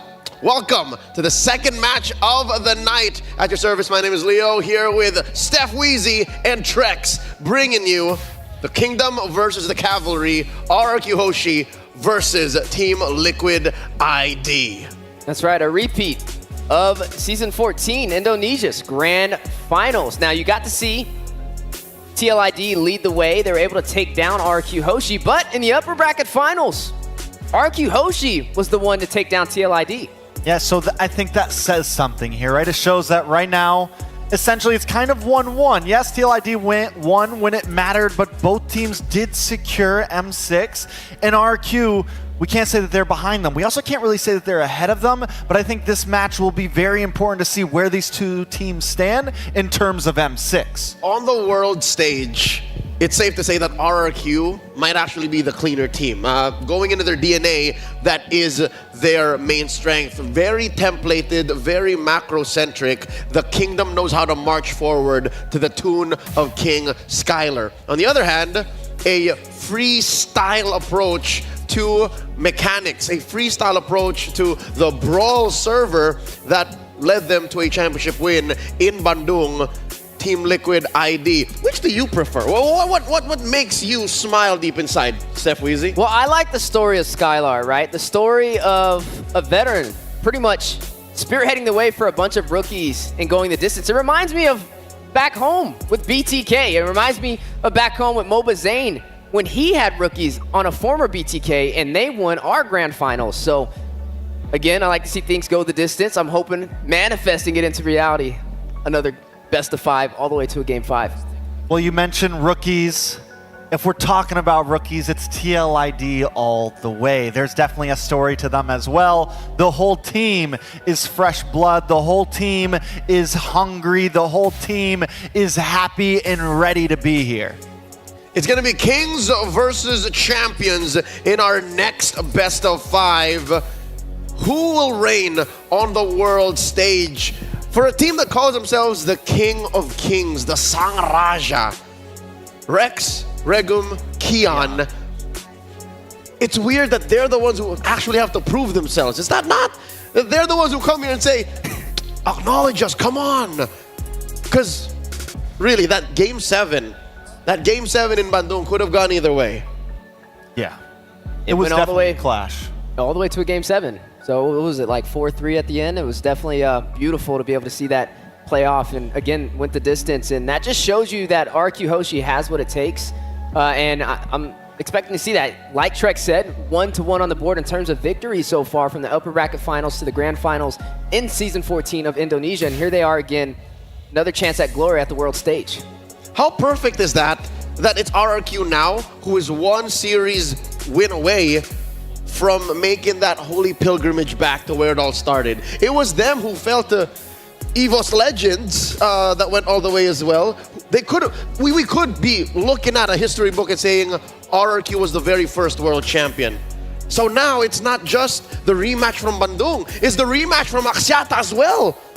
They have a legacy to fight against themselves. A wrong to correct from what?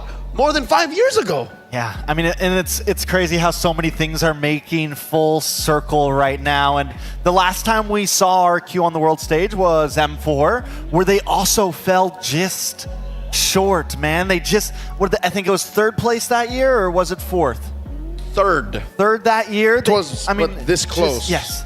Down to the wire, RQ, the king of kings, but always seem to not make it to the throne.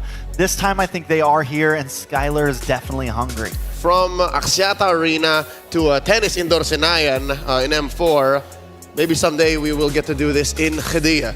Qiddiya's gaming esports district unites gamers, communities, and fans across all genres and walks of life. Search for @Qiddiya Gaming to learn more. Play life at Qiddiya. We're also celebrating 1.5 billion, got that number right this time, registered MLBB players. If you're watching right now, you're one of the 1.5. One of us. From 12th from the 6th of December, thanks gentlemen, y'all didn't join me, to the 23rd, join the event and complete tasks to get a random epic skin for free. Thank you for unwavering support and for being part of this incredible journey. #Mobile Legends bang bang. Now, I think it's safe to say, and also a fun fact, that Indonesia, no matter which way this goes, they have secured top 4. One way or another, it's either the champion or the king of kings making it through. Real quick, from the 18th of November to 29th of December, participate in the M6 Lucky Gift. Join the draw for a chance to win Claude's new epic skin, Challenger's Flare, and Beatrix's new M4 painted skin, Lightseeker. Don't miss this rare opportunity to get Beatrix's M4 exclusive and M4 Prime skins returning for a limited time. You gotta get it while it's available, and these teams gotta get it as well. Where are you at right now on it, Leo? Where are you at? Excuse me? Where are you at right now on it, Leo? Where are you at with the M6 pass? I don't know. I'm still not over the fact that you let me down. I let you down? We let them down, Trex. That's right. The Florida Brothers. The Florida Brothers are now disbanded, effectively. Sorry. Did we miss the hashtags? We did miss the hashtags. You missed the hashtags. That was your job. Talking about this next matchup, in the Swiss, it seemed like RRQ is cleaner. Still undefeated so far, would you agree that RRQ Hoshi is the team that has got a better journey going into this upper bracket bout? I feel like, well, Aaron Shiki, up the opposite side of the table, he hasn't died. What was it when we pulled up the 6 stats? games so far. 6 games. Not a single death on Aaron Shiki, the untouchable. So then you got to ask, what's more impressive? That's a single stat. That is a single stat. You could also bring up the fact that the Ghost of Jakarta only died once each game so far, tops. Or the fact that RQ was the first team to make it out of Swiss stage. In all of M6. In all of M6. So, I mean, I think, for me at least, RQ has started off clean and has been clean the whole time. TLID, on the other hand, I think their first opening game was Angeling, and it did not go very well. So it's been a ride for them. But I will say, now that they are in gear, I feel like they're reaching a slightly higher high than RQ, at least a little bit. This is even without mentioning how dirty and scrappy things could get. This is the Brawl server we're talking about. Indonesia Do you think we're going to see a little bit of that, gentlemen? Is that where the meta is going? Because we've seen Falcon Esports and Fnatic Onyx stretch what's possible in the draft alone. Gameplay-wise, it's what we're used to coming from these two regions. Do you think now that we're going into this MPLID rematch, we're going to see, a lot of fights, double-doubles at the end of the day? Double-doubles, double numbers. Yeah. Like, we're talking 20-20. 20 minutes too, triple. Triple-double? They went that way. Some games in that finals went that way. I believe it. If it's possible anywhere, it's possible with two of Indonesia's finest teams, and hopefully we get to see that into fruition from both of them. But nonetheless, it's the story of a full lineup on rookies and the story of Skylar leading some new additions as well. But who will lead that path to glory? Here we see RRQ Hoshi, the story of Skylar. King Skylar now. I can remember it like it was yesterday, when it was his first M Series, M3 in Singapore. He was but one of the rookies. I think that was one of his first major outings, and that's where he met one of his longtime friends in OHEB. That was an interesting bond. That was such a precious moment, seeing them get to know each other and, share the success that they did on that stage. And now look at him, he's the king. I mean, he's definitely a monster, and I love this showdown of Brawl server teams because for me, Indonesia has always been the aggressive server, the micro mechanic server, and the meta does fit them right now. It does work out, but also it seems like both of these teams have really smartened up in terms of how they approach this. And with the way we've been seeing this, do we think it is just who brawls better? Or is it really going to come down to draft like what we saw in the last series? When you get this far into MLBB esports, the upper echelons of our competitive scene, you can't just force a certain style. So to answer the question, even if we are expecting doubles, triple doubles, I think there has to be some evolution, some adaptation. So if we're going to take anything from the series prior, these two teams have to evolve. They can't just rely on their instincts to suddenly just say, yeah, we'll just keep fighting. Well, if we go into double-doubles or triple-doubles, then you're talking about some very long games. I think on average, during at least the Swiss stage, we were looking at 15-minute games, right, on average. But if you're talking about triple-doubles, that's 25 minutes plus. As long as you get past the 20-minute mark, I'll call that an extra long game.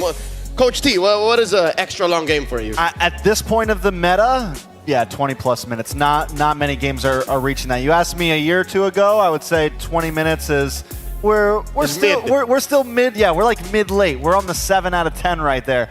At this point of meta, 20 minutes is you're hit that 10 point. Both teams are getting maxed items. Very rarely are we seeing every player hit all 6 items right now in the current meta.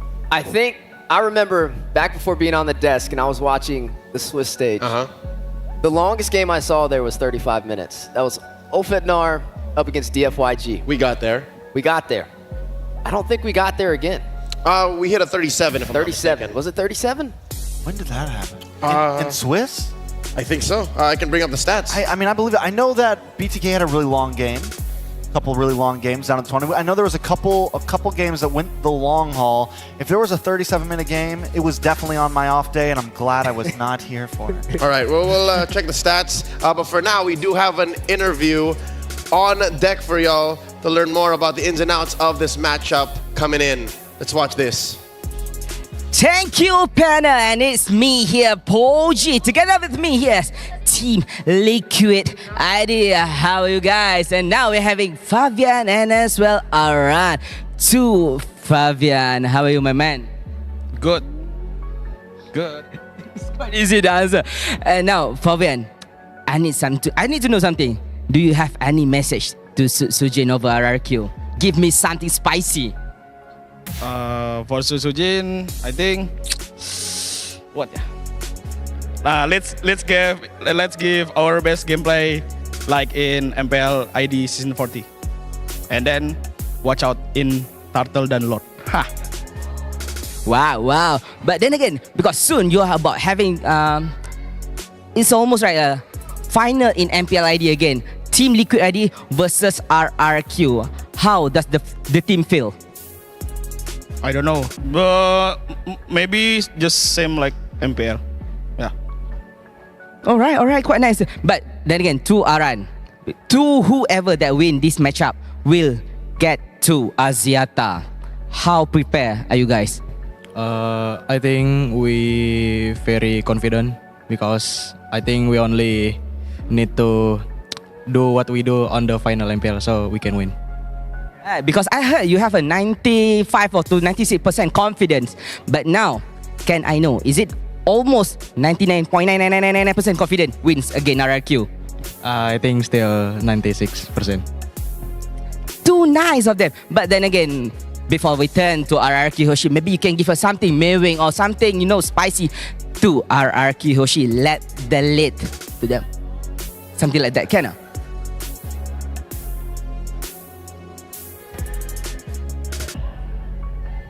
Aran, do something to Cam. Usually, Aran is quite good right now, but then again, maybe they are too confident. Oh, they don't want to spill anything. They are afraid RRQ will know about it. But then again, let's hear something from Rose. Thank you very much to Poji, and right now I'm with Skylar and Susajin over at the RRQ Hoshi player booth. Guys, they were too humble just now, don't you think so? Very humble. Very humble. Do you think is it because they're scared to lose? I don't know, maybe they just respect us. Maybe they respect you. Skylar, what do you think? Do you think they're too humble just now? Yeah, it's very humble. Do you like it or you don't like it? I like it. You like it. Okay, now, I'm just gonna say this. You guys had a very smooth journey. The first team to qualify for the knockout stage, right? So going up against Team Liquid Indonesia, how do you feel? Are you nervous? No, we're pretty excited for this match because this is the match we've been looking for and our preparation also good. So we are confident enough for this match. Confident, and you guys have prepared. So will we be seeing something out of the normal later on? Yes, for sure. For sure. Okay, now, Skylar, if you win this game, right, you're guaranteed top 4 already. That means you will actually get a chance to play at Axiata Arena, the place, the very legendary place where EVOS Legend won, right? So do you think you can actually win this today to be able to qualify for Axiata Arena? Awak rasa boleh menang ke hari ni? We are ready to win with against Team Liquid, and then our already preparation. Yeah, Udah prepare. Skylar, if you're already prepared, what is the score, your prediction? Last time 4-3, but in MCS in 3-2. 3-2. You want to give a good fight as well, but you will win. But you will win? Yes. Okay, now Sutsujin, you said that you guys have prepared for this matchup, but Fabian said, watch out in the Lord and the Turtle. What do you want to say to Fabian, Sutsujin? I will be careful. You know what? Okay, fine. You got told to watch out, you will be careful. Hopefully, you win the red trees this time around. I hope. You hope so? Okay, Skylar, last one, okay? Aran yesterday told me he is 96% confident that he will win today. How many percent confident are you? 100. 100% confident. Of course, yes. Anything you want to say to Team Liquid before we start? Apa ya bang? Apa mau bilang dekat Team Liquid? Yang bagus-bagus lah. Ya, good luck, have fun lah. Ya, just rematch grand final in Indonesia. Yang bagus-bagus aja. All right, only the good things. Thank you very much, guys. Good luck. And with that, let us show it back to the panel to start Game 1 of this rematch of MPL ID. Terima kasih, Rose. Terima kasih, Popo G. And of course, Aran and Fabian from Team Liquid, Sutujin and Skylar from RRQ. Gentlemen, I'll tell you now, I'm pretty split down the middle. On an individual level, I love RRQ. King Skylar, the mercenary Sutujin. Like, I've grown so fond of them. But as a team, Liquid ID is undeniable. Yeah, Fabian, Aaron Shiki, they get the job done. Even Witty at times as well. And I think it's going to be, an excellent matchup between both of them. You know what stood out to me with those player interviews? The humbleness between both sides, not wanting to throw out any disrespect. You can tell they favor each other a lot. Well, I think it's, you're in this position where, you're on the world stage now, where it's not just about a team anymore. It's about support, representing Indonesia as a whole, right? And unluckily, they get drawn against each other. So they have to face each other. And no matter what, one of them goes down today. So no, it's not a time to, talk smack, have fun. I think both of them know what's at stake here. And both of them know what this means. Talking about the matchup incoming, we have a quote here from King Skylar. He is sharing to us about a promise he made to his teammates back in M4. When his old teammates, again, OGs from ID, Vin, Clay, Albert, R7, when they all left RRQ, he felt sad because they all fought together hard to give their best in M4 and they only finished third. So this time, he promises that if he wins this time in M6, it will also be for them. He's climbing up that ladder. I mean, this match literally is going to determine top 4 placement. That's one step closer to third place already, and his head is in the right space in this World Tournament. He definitely has what it takes to pull this off. One step closer to fulfilling a promise he made to Vin, Clay, Albert, and R7. Yeah, and these are guys that he played with for a long time. Like you said, I couldn't say... These are OGs, right? And this is the possibility for Skylar. There's something in my gut that says they can definitely pull it off or at least secure grand finals. There's just this feeling, it's like, is this finally RRQ's time? And so many people have been wanting it. So many people want to at least see them on that grand final stage. But they got to get through TLID first. Historically, RRQ has a knack for finding themselves in the middle of historic events. Real quick, to validate our query about the longest game in M6 so far, it was indeed a 35-minute bout in the wild card. This was between Incilio and RRQ Akira, 35 minutes. That's what you were watching. That's what you were referring to. Yeah, and that's a pretty long game, 35 minutes. And again, like we said, with Indonesia, both teams fighting it out the first and second seed. The Brawl server, in effect. Hopefully we get some spicy engagements in another series that goes all the way to Game 5. And the game I was referring to, where I wrongfully said 37 minutes, it was actually 27. I meant 27. It was Twisted Minds versus Falcon in the Swiss. That went 27 minutes. That was won by Twisted Minds. So it's clear that maybe there is still the potential for comeback-centric teams to make it work, make it happen here on the world stage. But talking about history, RRQ. I don't know if maybe Skylar was part of this. The longest game in M series so far was in M3. RRQ Hoshi versus Blacklist International, 35 minutes, 35 seconds. Equal numbers. That's a nail biter right there, man. Especially like M3 times, especially Blacklist when they were a team that was known to push the limits and look for that big snapback rubber band moment. We're talking how many lords at 35 minutes? What, 6, 7? He stopped scaling at 25. I don't know if that patch was in, but assuming close to 6 or 7, yeah. Definitely going to be some nail biters. And I mean, we've been full of engagement today, right? I mean, even back in our first series today, to be able to see Burmese, be able to see Myanmar sitting out there cheering, being able to see the Filipino crowd as well, just ready to rise to the occasion. And overall, we're able to top off that series. Now, it's Indonesia in the house, the first and second seed. RQ Hoshi, Skylar, trying to keep that promise to the OGs. Stefan, you mentioned something very important. I think it's time for us to acknowledge the fans in the crowd real quick. Let me hear the kingdom! It took them a second. They had to, they were a little spaced out. Let me try it one more time. Where is the kingdom? There we go. Very rare is the kingdom not present. I'm pretty sure the cavalry has something to say. Where's the cavalry? Uh-oh. Oh, they're here. They're here. They're there. I don't know if your team's going to win with that kind of energy. Yeah. They're humble. They're humble. They're humble Both, just like teams. The humbleness has spread out. It's got to be. It's contagious. Why are teams scared now? Is it because of what happened with Falcon and Fnatic? Like, if that is a 50-50, what more ID versus ID?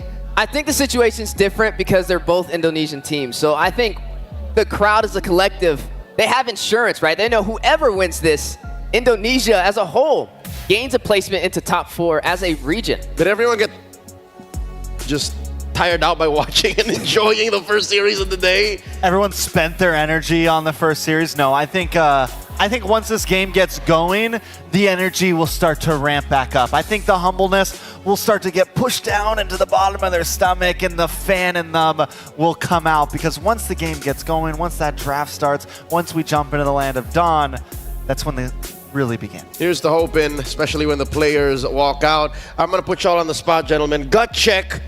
Who do you predict is going to win this series? Hold on. No throwing it back. I got them under my pandas over here. I got mine. So what do you think? You want to go first? No, you just said you have yours. What do you think? There you go. You know, it's funny. I concur. I think that RRQ Hoshi will be the one. I mean, like you said, they've had a smoother journey so far inside of M6. They've even compared to Fnatic Onyx, now it's cleaner. Yeah, it is cleaner. I mean, even both of these teams, they face some of the same opponents, right? Team Spirit. Let's use them as an example. You have a score with that, Trex? Do I have a score? Oh, I think, it's best of 5. I don't have any 3s. There are no 3s here. No 3s. What would you say? Since it's me and Weezy on the desk, it's going to be 3-2. Of course. Okay. Of course. That's how the Florida brothers roll. All right. I want to risk it here. You got this. Don't you do it. I went to social media. I already put it up. I'm currently 100% prediction rates with winners in the knockout stage. Okay. So it's out there. It's out there. It's on X. But how do you think it's going to go? How many matches? I think 3-1. 3-1. Yeah.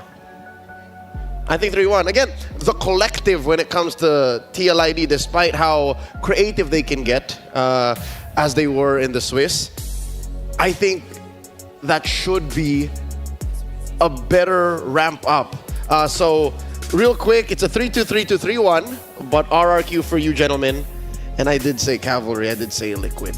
Well, in the upper bracket finals for season 14 of MPLID, it was, what, 3-2, right?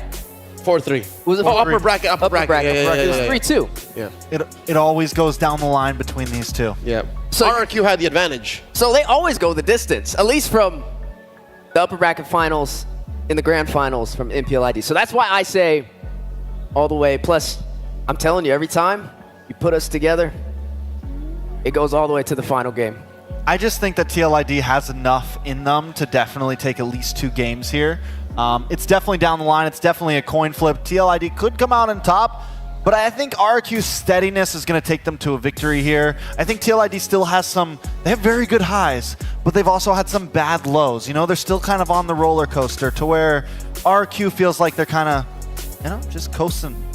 And consistent is good, but you know what's better? Getting the match started. Let's welcome our teams on stage. It's RRQ Hoshi and Team Liquid ID. Many attempted to invade the kingdom, yet they still stand strong before us. They're here for vengeance, redemption, and the throne. Viva RRQ Hoshi!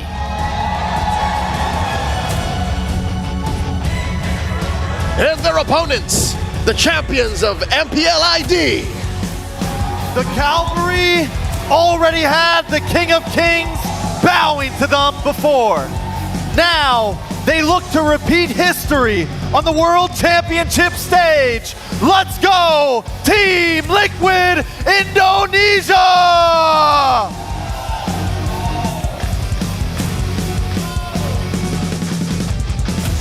And their coaches leading them into the action. RRQ's own Coach Kez Cute NNM. For Team Liquid ID, it's Coach Saint Lucas and Facehugger. Gentlemen, I'm getting the goosies. The goosies. I'm gonna stop myself. 3-1 might have been an understatement. I do think now, after seeing them march on, it might be a 3-2. Now you're feeling it? Yeah. You think it's possible? Any less than a 5-game series would be a disappointment. Would be less than what we expected because we already reached a peak in Bandung.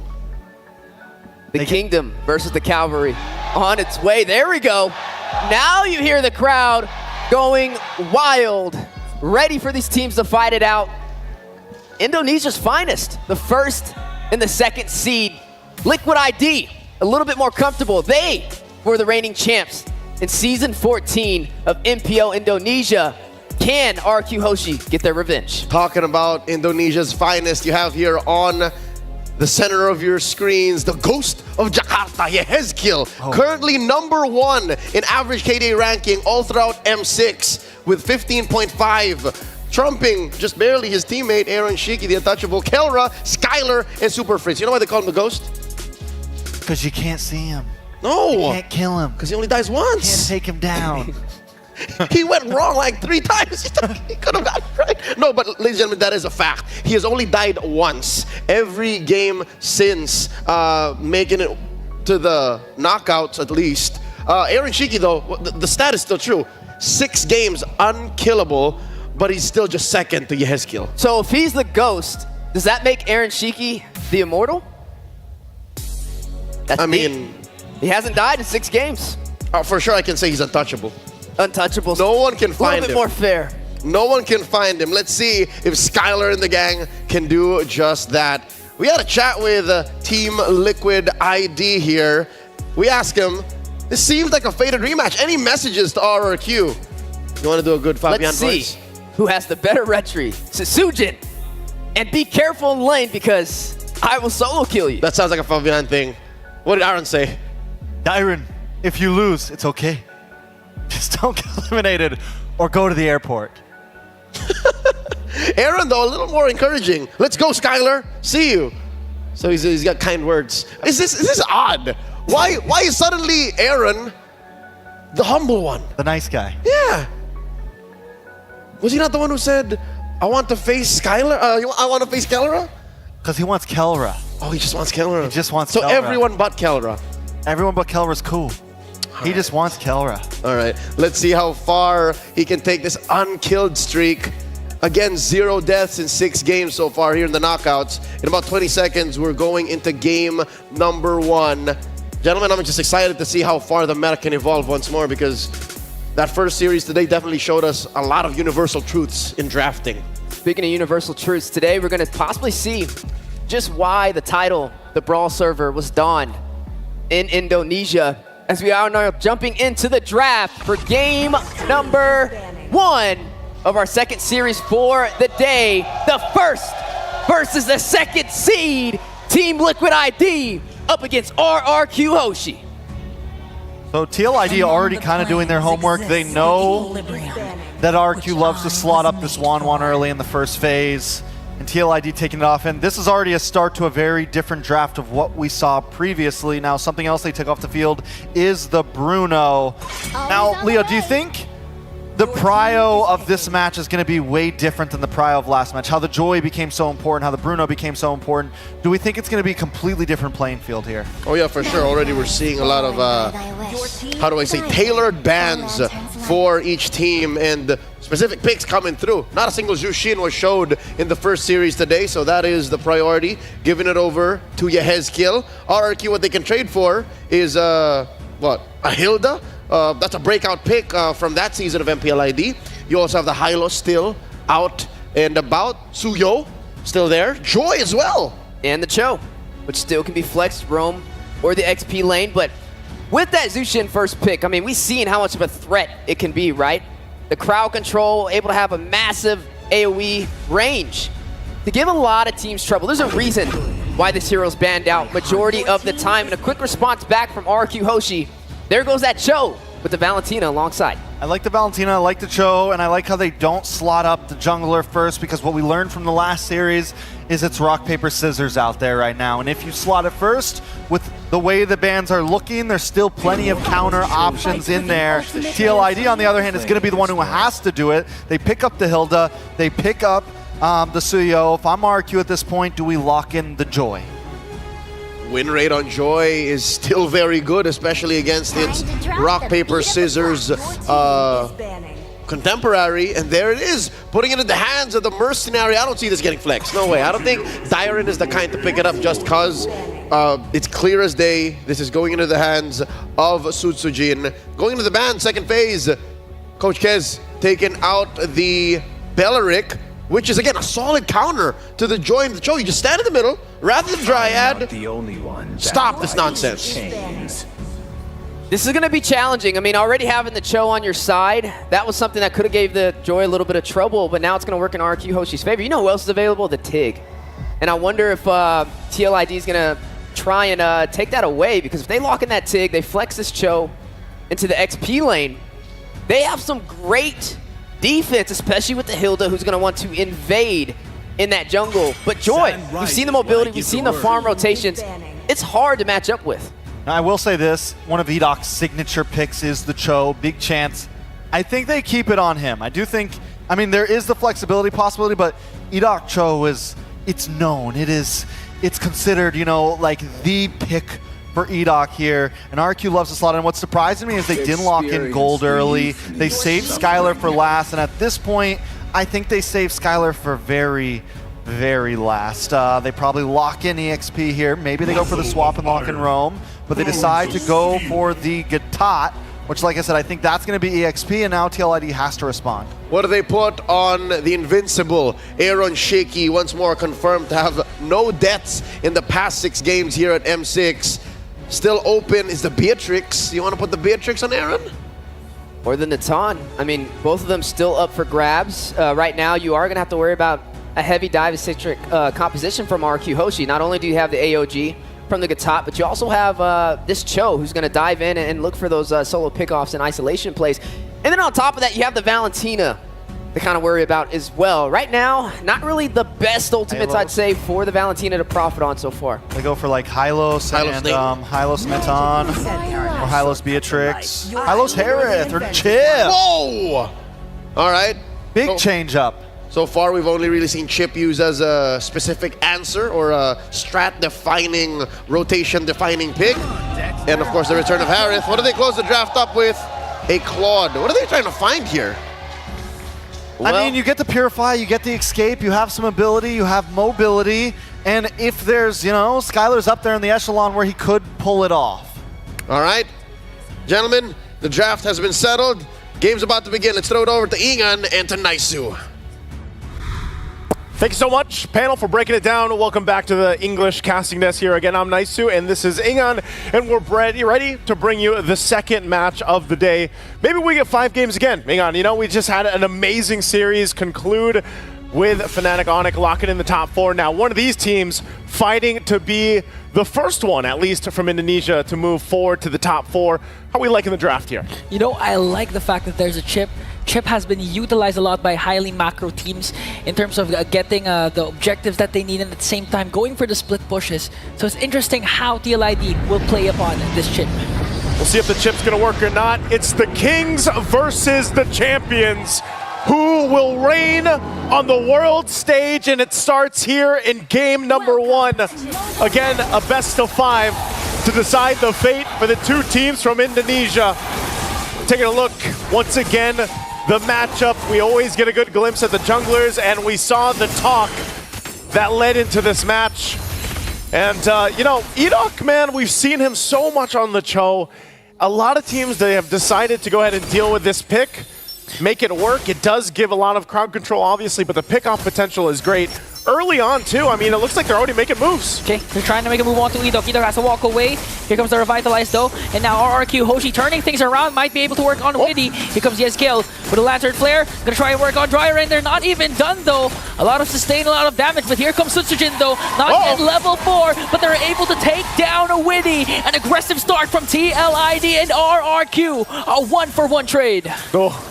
Fabian, little stutter step there, but now still going to break it out. Suzujin taking a couple shots with the Soul Sever. He gets punished. It's a double already for Fabian. Flavor Fav, a double kill. A bit of an overextension then from RRQ Hoshi. Even Suzujin isn't level 4 yet. So that was just a huge play coming in from Fabian. I mean, such an extended skirmish already. You know, that's what that really broke out to, and that's where you play on the part when you have a Revitalize available. Mind you, we've been seeing teams do this where they have the double Revitalize options, and that's Team Liquid this time around. And even Dyrant, you know, he had his own, but that's what those fights and those early skirmishes are going to do. Now, how does that play into the first objective?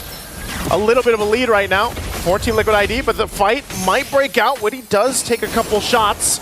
Lantern still to throw everybody from RRQ around, but the turtle is up, and now it's going to be started up. Both teams getting in position. Fabian will hold the turtle, half health for now. Even now, Sutsujin isn't still level 4, so Fabian might be able to get the turtle, a free one for TLID, and no trade once again from RRQ Hoshi.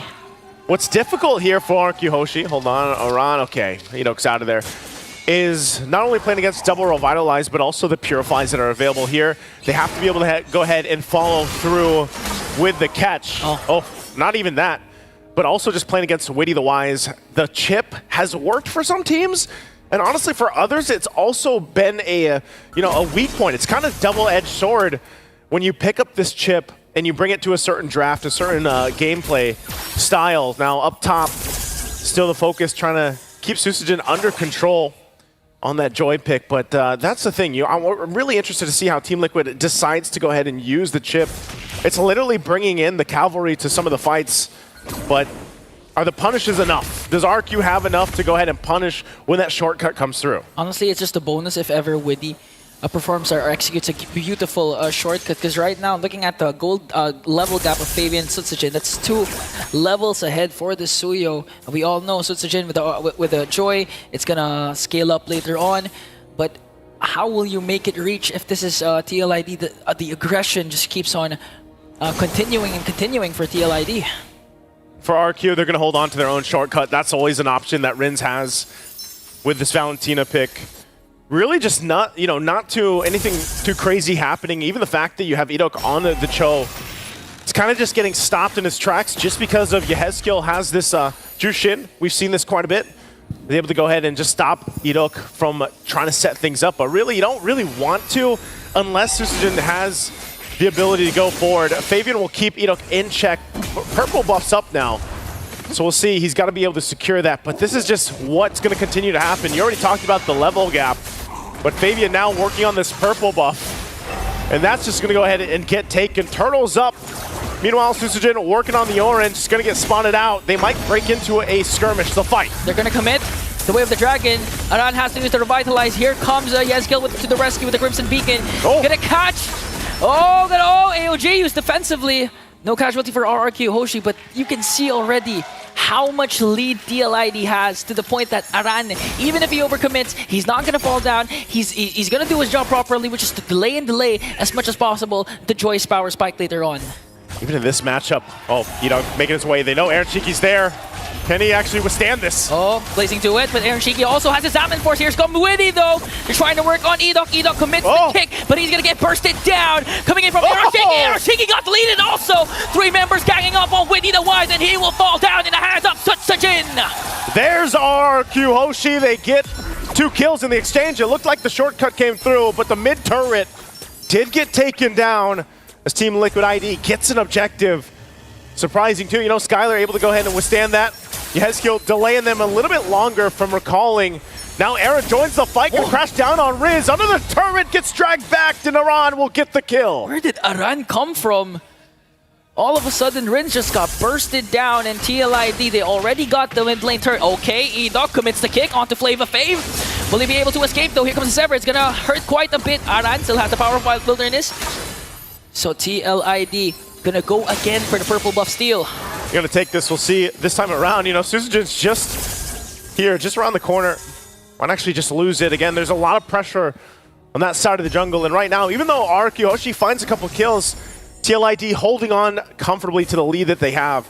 And they'll play around with some of the macro decisions that they have whenever they have shortcut available. So with this building into the next objective, they might go 3 for 3 on the turtles. And it's up to RQ Hoshi to decide on how they want to approach this. They might just give up all 3 turtles and just try to play catch-up. We know that Skylar on the Claude needs more time to build up to get the items that he needs in comparison to a Harith for Aaron Shiki. Well, right now, turtles up. Radiant Armor is locked in now for Edok. That might help him dealing a little bit with this, the Jushin across from him, but so far we really haven't seen those setup kicks that we're looking for from Edok like we've seen previously, as now the 3rd turtle is locked in, secured for TLID. Yeah, and I actually like to go back to your point, because the reason why Edok is having a hard time or having trouble with finding those angles is because of the constant pressure Yizkiel has been putting onto him. And even Aran, every single burst that he can find, he's going to go in and try to get Idok out of position. So far, TLID, not just controlling all the neutral objectives, also getting a lot of ground covered for their side. I'm surprised at just how methodical this is, and that's why it's a little bit slower paced, just because TLID, they know their advantage. You know, they can go ahead and play around the macro level. They don't have to force any fights. A lot of the times, they're just kind of responding. As long as they keep Idok in check and he's not, you know, doing what he has to do on the Cho, they don't really have to force anything. They just whittle down the turrets, get the space they need, focus on taking the buffs if they can, or at least putting pressure there, and just continue to build up. I mean, nothing, you know, nothing action-packed has happened in the last 2 minutes or so, but they continue to build up on the gold lead that they have. So it's RRQ Hoshi that has to kind of stop the bleeding here. Okay, electrifying beats for Susujin. Just trying to keep TLID at bay. They might go for Idok. Lantern Flare is going to connect, forcing Idok to use the flicker. Here comes Rinso. He has his own Crimson Beacon. And now RRQ Hoshi still standing their ground. They're not going to let the second tier turret get taken down. Now they hold on to it, but again, they're just really holding on at this point. Now waiting for that lore to come up, and with TLID having the lead they do, they should be able to go ahead and secure things. Finally working on the tier 2. They'll whittle this down a little bit with Aaron Shiki. It looks like RRQ Hoshi doesn't want to let it go, though. They will clear out the lane and keep the turret up. But still, the rest of the pressure is just going to stay there again for TLID, and knowing that they can just let RRQ Hoshi respond. This time, Rins is holding on to his own beacon. Idok, though, takes a couple shots. Aaron's going to jump in. Commits the power of wilderness. Now he has to walk away. Because he has to respect the damage coming in from RRQ Hoshi, but that was more than enough for TLID to secure higher ground in this Lord pit. Again, they're just really controlling the mid lane, the bottom lane, and now even the minions are going to take down the bottom lane turret. You can see that. Again, a previous record, it's beaten by 1 second now. Fastest level 15, and that's just going to be another objective. But they go in with a shortcut. Are they going to be able to follow through? That's already the Lord taken. The shortcut to come up. They don't get any kills, but they might fight here. They commit the kick, but is it going to be enough? Though Skylar goes in with the blazing duet. Aaron Shiki onto the backline with the Zaman Force, going to be able to take down one more. AOT going to be used up defensively. Yezkiel on the other hand, going for Jiren. They're going to evade a potential death, but Fabian says no, we want more, and brings down 2. Oh man, you heard it earlier. He said, be careful. Goes in, gets a kill, and now with the Lord in favor, it's looking a little dire here for RRQ Hoshi, trying to defend the base. Okay, they're ganging up on Idok. Lantern Flare is there. Idok has to walk away. The damage chunking up a lot of his health. Energy shields will be popped in the middle lane. And onto the bottom lane, RRQ Hoshi. They have to think about how to clear out this Lord as fast as possible without suffering any inhibitor turret takedowns. Here, they might be able to go ahead and clear this out. Again, only the first Lord. RRQ Hoshi makes work of it. But they do lose space, more space around the map. They already didn't have a lot to work with. But that gold lead continues to build up as Team Liquid ID just keeps punishing RRQ Hoshi's positioning, and that's all utilizing the shortcut. I mean, that's exactly what it is. You know, 1 minute they're taking the Lord, next thing you know, here comes Team Liquid ID through a portal, crashing down. And RRQ Hoshi, they don't have an answer for it just yet. You know, even Skylar, he needs time to continue to build up. He's got the Corrosive Scythe and DHS, still working on the next last item here to really come online, that Trinity for the Claude. So they're just kind of lacking some damage. Part of that was in due to that Susujin was just, he had a hard time in the jungle, man. He was gapped early on and until now, quite behind Fabian. Yeah, the first 2 kills that Fabian picked up onto the early game was really crucial because that opened up a lot for TLID, not to mention that they were able to take down the mid lane turret even before the 3rd turtle respawned. So Susujin's jungle has been exposed rapidly, and I just noticed Aaron Shiki already has a death. And now they're trying to go for Yizikal, forced to use the Crimson Beacon. Skylar going in with a blazing duet. Now they're going to work on Fabian. There's the kit, but Winnie goes in with a shortcut. They're going to be able to break down Yizikal and Fabian. Here comes the Kingdom, trying to answer back, working on Aaron Shiki. Rins used to the Crimson Beacon to walk away, but Jiren, though, is going to get caught, though, by TLID.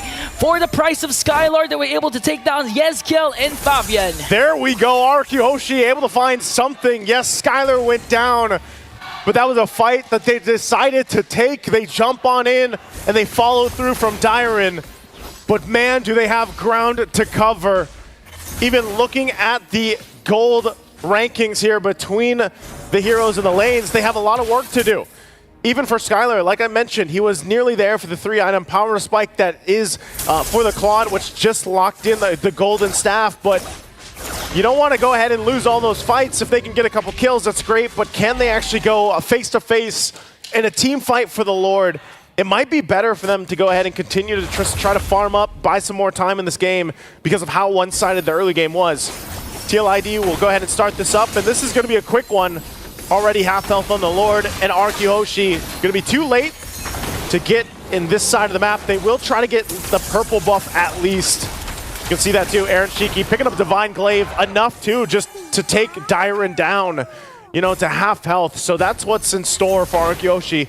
Let's get ready for this defense. Now, Ingon, are they going to get past this? Are they going to get past this Lord push in, being down this much? I mean, it's still possible. Although I believe they're gonna suffer inhibitor turret takedowns. But again, I do want to commend Aran because Aran has been covering a lot of ground, providing a lot of vision for the side of TLID without even being taken down even once. 1-0-4 with the Hilda. Now the Lord later on will siege in the bottom lane. Let's see if Arkyhoshi, the Kingdom, can they defend it? RQ's gonna have to do it. They get prepped and ready. Rin's holding on to the beacon himself, and Aaron Shiki jumps on in. Lord still making its way down the bottom side to clear out the waves. Edok doesn't want to use the kick just yet, holding on to the Way of the Dragon. Conceal. Lord's going to go push in. Conceal going to be used, but still keeping things under control, taking their time. Bottom turret now down. Arkyhoshi will clear that out. Mid-wave now pushing in. Looking to take this. Conceal's already going to be used. Oh, okay. Here comes Arando onto the back. Edok commits the kick. Plus the Blazing Duet, will they be able to take down more? Arana is going to fall down. Skylar with the Blazing Duet to try and clear out the minions. Sutsujin, Dyron is down. TLID trying to work on bringing down the Crystal. But Arkyhoshi manages to defend the onslaught of TLID. Fabian goes in. Edok has to walk away. They don't have it. Skylar! Look at 1, but there's a Winter Crown. 2 Winter Crown plays. Skylar might be able to escape, but Edok Shaky says no. And then another. Edok falls down. And TLID with a Game 1 win. What a play, and Aaron Shiki coming in at the end to get the triple. This game, he might not have been invincible, but man, did he come through in game number 1. 14 minutes, 2 seconds in. Very, very strong showing for the series already for the Cavalry. And it looks like Arkyhoshi, the Kingdom, will have to readjust from this, come together and be able to secure Susujin in the jungle a little bit earlier on, because that was where things fell apart the early game. Can they make that happen? The panel, let us know what you guys think about game number 1 in this best of 5. A very fast opener to this best of 5 in the MPLID rematch happening at the M6 knockout stage. TLID draws first blood over the Kingdom. Gentlemen, we set up what could possibly happen here, and we had so many expectations, but is this what you saw coming? A 14-minute blitz, a liquid stampede, if you will. Yeah, stampede at its finest. I did not expect that. I didn't even expect the chip to go into the hands of Witty, and just the shortcuts were huge in this game, and not to mention Azushin by his side. It's what a friend of ours, Ray Ash, would call a witty party. Ain't no party like a witty party, like just a single press on the shortcut and everybody's in. Yeah, Team Liquid ID was oiled up and ready to go. They were oiled up. Oh. There you go. They were ready to go. That's what you were asking. Is like, they had Fava Flav on the Suyo, the Blue Yo. The Ghost. Which normally, we talked about how Joy does so good against it, but there is one key factor to that. Joy needs the time, it's got to be able to scale, and Team Liquid ID didn't let that happen. Fabian, on point with the Suyo. A great performance. The Ghost of Jakarta. Ezekiel, again, with 1 death. Just dies once, right? Now you see, now you understand. The utility Jushin rears its beautiful head because very rarely does she ever show up in a game. But where they picked her, that blue 1, that's how you can get away with it. And that's, I'll tell you now, I think the Jushin was what stopped RRQ from ramping up into Sutsujin's Joy that would eventually snowball into Skylar's Claude. Like, that was the good stop. And a lot of focus in the draft onto Skylar in the beginning, right? We saw the double marksman ban come out. They banned his Wan, which pretty much opened up the door for that Zushin to walk in the draft. Yeah, and you know, we questioned the Claude pick when we saw it. It was a little, how is this going to play? I felt like Skylar could maybe pull it off, but once it starts to fall behind, it is troublesome. And he also goes for a little bit of a defensive build there, picks up the tenacity. But I want to look at Aaron Shiki because he goes for bargain, right? He gets the bargain hunter. He goes for cooldown. This man is trying to get items as fast as possible, and he knows his team will buy him the time to do that. And once they were locked in, they were willing, like, Stampede, man, they were in the base. They were willing to push the limit and take it down to the wire. He did suffer a couple of deaths, 2 more than what he's used to in the past 6 games here. But hey, you do what you gotta do. Let's look at the post-game stats here, talking about damage, talking about farm. And you'll see here that it's all orange. It's all Liquid ID. We did break a new threshold, folks, a new record for the fastest level 15 in M6. It's currently Flavor Fave, the usurper, going to level 15 at 847. Flavor Fave! On point for TLID. You gotta love to see it. You know something else that stands out to me, Aaron Shiki, on this Harith, man. Monstrosity. I'm still stuck on that level 15. That's under 9 minutes. That's almost 2 levels a minute. Homie was farming for next game. He was farming for next game.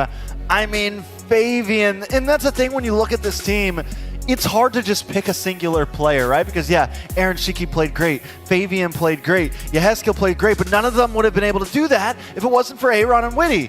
I mean, the whole team is a full package and they bring it every single game. You say Aaron or Aran? Aran on the Hilda. There you go. He was checking, he was clearing bushes so that Witty can bring the party. There you go. I was like, wondering, party. Yeah, how does Aaron set up? Like, he's the player. He's the, you know what I mean. He's the payoff. Now, that level 15, does that also help with Witty having the shortcuts to traverse them across the map? For sure. I think the shortcut plus the Revitalize allows for a re-engage even after the hard dive on the shortcut. Here's the gold graph. Again, a very fast game. So, folks, you have to understand that this spike is actually sharper than what one would think. In 14 minutes, they were able to go 10K above RRQ. The TLID stock is rising right now. Gotta invest in it, man. Look at the difference. You didn't see a single moment. I mean, look at the objectives. There's nothing over there for RRQ Hoshi for grabs. Yeah, I mean, they were consistently in the lead. Even that one dip is only because they were looking to finish the game, right? It was only because they were putting this this Lord into everything on that final push there. Yeah, I think this is the Fabian shutdown. That must have been the Fabian shutdown, and then they clap back into a dominant position. And yeah, no, prior to that, they actually hit like 9K lead, and then the slow dip, and then the eventual finish. So this all happened within a matter of 2 minutes. 14-minute game. Game number 1 in Team Liquid ID's favor. Now, how does RRQ Hoshi bounce back? Before we jump into that, we got to see the bread and butter of what made this happen. That's right. We'll give the MVP nod over to, well, none other than the usurper Flavor Fave on that Suyo, breaking records. Again, you'll see in the highlights how exactly he did just that. Look at that, he's looks maxing. Yeah, I like it. So, I mean, we've talked so much about Aaron. We talked so much about his kill, but Fabian, I mean, he's one of the players who, when he gets his hand on this Suyo, he is a monster. It doesn't matter whether you pick the Joy. It doesn't matter whether you pick the Fredrin. I'm gonna wreck ya. And he brings the personality along with it, and he builds this aggressive build. This is the one man I know that threatens every other jungler he's about to face. He wants to solo kill you. He wants to solo kill King Kong. He wants to take Sutsujin's jungle. Oh, man. And I think that takes a, it's a very specific kind of confidence, and he has the moves to back it up. Take some flavor. He has the Cho pose. But it's a Suyo main. Exactly. Deadly, a menace as we look at his highlights through game number 1 up against RRQ Hoshi. Just excellent positioning, 4, 1, and 5. Able to get the job done at a moment's notice. A well-deserved MVP. Sutsujin understands the power spike. Look at this level 3 diving in, hold surge, and now hold my drink because I'm about to clean house. This was an interesting trade. Look at the trust between Fabian and Aran. Like, if that's a match I would play as a Suyo, I would have backed out. But no, they trusted each other, they listened, and I don't know, is it just me or was Sutsujin not as careful as he said he would be in the M chat? Oh no, yeah, that was all part of the plan, right? That was all part of the plan. It's like, we can be humble, we can be careful, but I still want to solo kill you. You know, I still want to take you out. And the comms are there, and this is what I mean when I said Team Liquid ID just feels like they're getting cleaner and cleaner and cleaner as they move through M6. Their comms are on point, the teamwork's on point, and even at this last play, it's like whoever pops it first ends up winning out, and Fabian hits the winner crown, takes it all. That's what I'm saying, gentlemen. That's exactly why I predicted for Liquid, is because of this connectedness, this ensemble approach to the game. I think that's what won them the championship, and that's what's leading them to victory here, alongside their penchant for learning on the fly. I think the fact that they had a less than ideal approach into the knockout stage makes them more of a threat. And they jumped into M6 with a banger, right? They went up against Fnatic Onyx in the beginning of Swiss stage. They first picked that Angela. They did. They tried to do the Angie Ling combination, tried to take down the Bruno. We all know how the rest of that story went. But now, when you face a team like RQ Hoshi, who had a cleaner ride inside of the Swiss stage, right? A cleaner ride to the knockout series, just a overall better record. Starting to get tarnished a little bit. We got to see how they bounce back, right? This is their chance to get revenge from Season 14 Grand Finals. That Game 1 win definitely gave him the charisma to go into the series a little more confident. Same way we do with the M6 Swiss Dream Watch, brought to you all by Ferry. Luxury meets gaming with Ferry's first M6 Swiss watches, a special jewelry collection for Jushin and Mia. If you've seen it, you know what we're talking about. It's a brand new champion ring set for the winners as well coming up, and medals. Follow at Ferry World on TikTok and on the website for updates. Let me show you all something real quick, gentlemen. This is what we call... Whoa! Oh, whoa! It's a winning party. This is the mythic pendant right here. Just the pendant. You need to be mythic to be able to get this. You go on the Ferry website and you put in your ID, they double check. And you have one too? Yep. What? Great. You know, I just want to say one of my favorite parts about buying things is the unboxing experience and good unboxing experience. Is that why you didn't wear it just yet? No, I just keep opening it and then closing it and then opening it and then closing it. They come in 5 rows, by the way. Did they give you the right one? No, I got a tank. You're a tank? How many XP laner? The XP laners are tanks these days. What are you talking about? That's the sad truth, I guess, yeah. So they know you better than you think they do. Fair. They figured you out. They figured me out. What role do you play? XP, but I'm sulking. I didn't get one. Are you mythic? What's going on? Are you mythic? Okay. In spirit. Does that count? Talk to Ferry when you're mythic. Have a Hello Panda for now. There's no rank requirement for that. It's free for grabs. There you go. Well, Ferry, that's the type of time M6 is on, and hopefully the type of time I'll be on once I hit Mythic. Go grab one of those, make you feel better. Fuel your game with Hello Panda. Crunchy biscuits filled with creamy chocolate or strawberry or white chocolate, whichever flavor you get. The ultimate snack to keep you energized. Level up your day and visit Hello Panda's website for more. Feel better, Wheezy? I'll get them down there. Okay, go grind tonight. I'll tell you what, if I have a handful of that tonight, you come back tomorrow. and I rank, I'm getting on the biggest streak the world has ever seen. I'm not losing a single game. Okay, what role are you in? XP. All right, so you want a fighter or you want a tank? Which one? You go tell Ferry you want one. But you need to... Hilda. So okay, I so can tank. flex. Okay, so you guys can be twinning. Yeah. Are we putting Florida Brothers back together? Or is Florida Man 3 a thing again? I mean, you're one of the Florida men too. Exactly. Are we putting it together? Okay. All right. We're putting it together. Folks, Florida Man 3 is back together. Real quick, let's get into the mind of the man behind the mic when drafting begins. Here's a quick quote from Coach Saint DeLucas of Team Liquid ID. Familiar faces in a different arena. It's going to be a tough match for us because I'm sure they're hungry for revenge since they lost to us in the grand finals of MPL ID Season 14. Coming from the 3-0 bracket, they've had more time to prepare too, so we're likely facing an improved version of RRQ.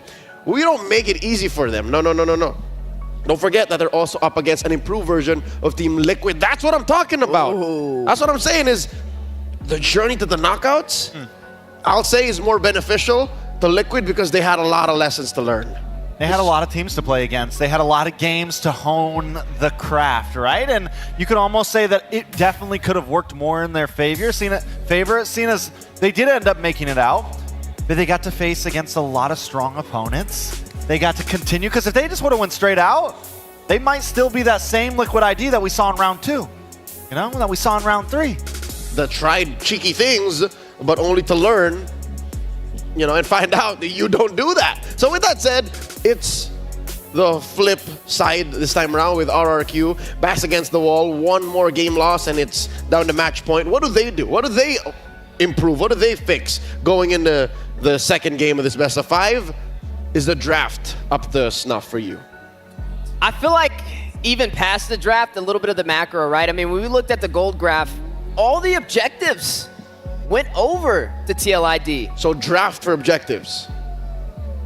You could draft for objectives. That'll make it a little bit easier to be able to pull them off. I think it's a good start, right? Try and control the early game. If you can do that, you can disrupt the tempo from TLID, because once they get going, they don't stop. So at least respect the fact that there's a lot of big objectives and a lot of spikes to get if you farm up via these major objectives. So that's something on the to-do list for the mercenary Sutujin. Slow down the usurper in Favian. Most definitely the head-to-head overall. Down the line, pretty much. I mean, Sutujin a little bit ahead in gold per minute, but 56 gold. I guess in gold per minute is a pretty decent amount in overall average. But Favian just has this steadiness. Favian just has this ability to kind of pull out on top. It's a rock solid confidence. It's it just, really is, Like he believes in himself no matter. Whether he's got 10 health or 100 health, it doesn't matter. He's always ready. That is the difference maker here between these two junglers. How about we check in on the XP laner? We had a quick chat with Dyron of RRQ Hoshi. How confident are you going up against the LID? And he says, I think we can win. I trust in the team's process. But are you looking for revenge, we ask? No, that has already been forgotten. It's also their effort that helped them win. And you know the rest. Indo pride. Emoji, make the sound for the emoji. I'll leave that one to Trex. Emoji, hashtag.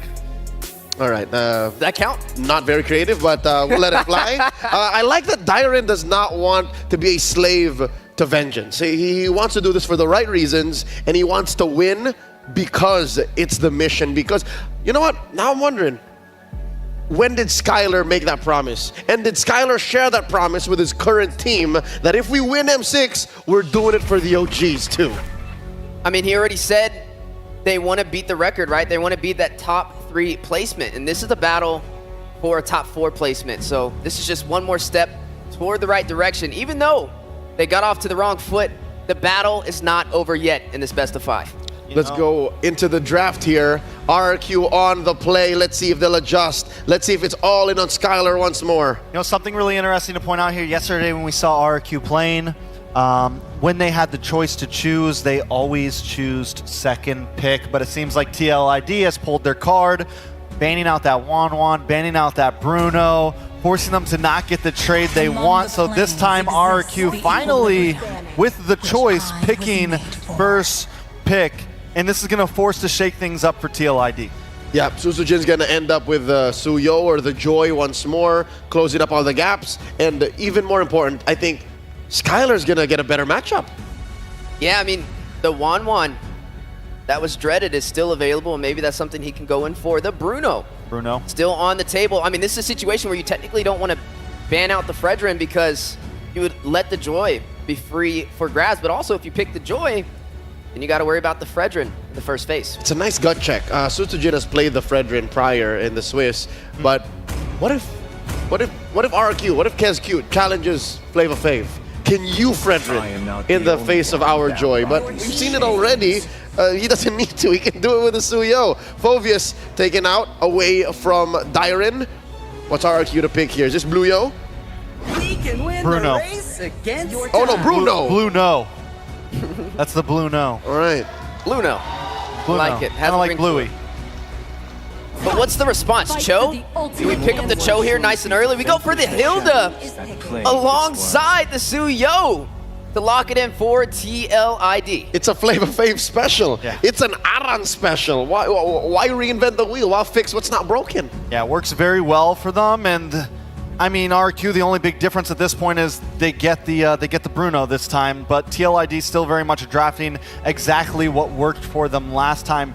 Will the Bruno be the big difference maker? I think RQ needs to think about, do we slot something different in the jungle, or do we have faith this time that the Joy will actually work out? I'll tell you now, I think it's a better case for RQ already. Just by putting a hero that is a little more in the meta, a little more prio in Skylar in the gold lane, does a better job. And look at this, running a Fredrin into a Suyo. Doesn't even have to be a Joy. This is clearly, as they saying, yeah, we're protecting the king here. Now, okay, but also, do you remember what happened to the Joy in previous series when the Hilda was on the field? It's like the Suyo can work, but when there's a Hilda on the field, there's a little bit of a problem. When there's a Hayabusa on the field, there's a little bit of a problem. So I think this, because at first when I see the Fredrin, I go, how is this going to work against the Suyo? But I think if you go Joy here, the Hilda bullies, right? The Hilda gives you a little bit of trouble. So not a horrible pick overall, I feel like. Yeah, it's going to be hard for Hilda to kind of rush into that Fredrin, right? He's very sustainable. He has the energy eruption, a little bit of CC in his kit, which can make it a little bit more challenging. Now, I like the Aurora pickup. It kind of stops that Valentina, I feel like, from coming out, because it's not really the best ultimate kind of profit off of with the Frigid Glacier. We are going to be seeing that CC knocked off the table, though, trying to limit the mobility. They don't want something to kind of match up with the mobility of this Hilda on the side of TLID. More importantly, I think it's the damage profile that Liquid ID have to work out here. The fact that RRQ Hoshi are onto them, taking out the Lu Yi, would not be surprised if the Vixana follows up next, or even, dare I say, the Farsa. Does Yehezkiel have a Farsa in his arsenal to make up for it? Because between the Granger and the Suyo, that's just not enough. Like, you can't pop the Aurora nor the Fredrin. What more an XP laner? What if Dyren picks up something chunkier? Is the Hylos open? Oh dear God, the Hylos is open. Is still open, may get banned out here. Definitely a possibility, and I think that they don't ban it out, but TLID can pick it up on their own side. Maybe go like Romilo, CXP, Hilda, something of that nature. The Farsa could definitely work, and I feel like since we've already seen Fabian pick these long-distance mages like the Eve, it shouldn't really be a problem. But then they could also go into something like the Valentina. It's been a favor. It's been something that maybe fits their fast play style a little bit more. They still get the Frigid Glacier with that. So definitely a possibility. Yeah, I mean, RRQ Hoshi, they need something to get into the back line. Right now with the Fredrin, with an Aurora, with the Bruno. It's very honest. Yeah, it is honest, and it's not closers, right? They need somebody to be able to close that distance. I don't know if there's room to switch up suddenly, throw that Fredrin into the XP lane. But they are closing up gaps. RRQ Hoshi watched when TLID brought out the double poke. So Yehezkiel, not happening, not on our watch. That's what they used to drop Aurora out of M6. And it was a clean play too. I think when that Xavier came out, we were all like, huh? And then it just worked out so well. And that's the thing, TLID is able to play the early game. They're able to also push to a later game if need be. So RQ really needs to dig deep here. TLID first pick. Do they save? They don't have to pick Mage right now, right? Mage is already picked on the side of RQ. Yep. They could hold out, lock in the XP or roam right now, and there goes the Cho. So well done. There's your dive to the back line right there. There's your answer to catch the Bruno or catch the Aurora. Can't even kick the Fred. Yeah. Melt them down before he can cause havoc. And now we got to ask, how does RQ Hoshi respond to this, right? I mean, Katat is still available. Ruby would be They're good known here. to pick a Ruby on first pick. Edok played a Ruby. They're known to do it, especially against a draft like this. This is actually almost the exact draft that they picked Ruby against before. Could be something they lock in. It's a strong frontline composition right now. From the side of TLID, the Cho, the Hilda, the Suyo. Anything with crowd control could be a problem. Is Tig still available? Tig is open. There you go. Take a Tig.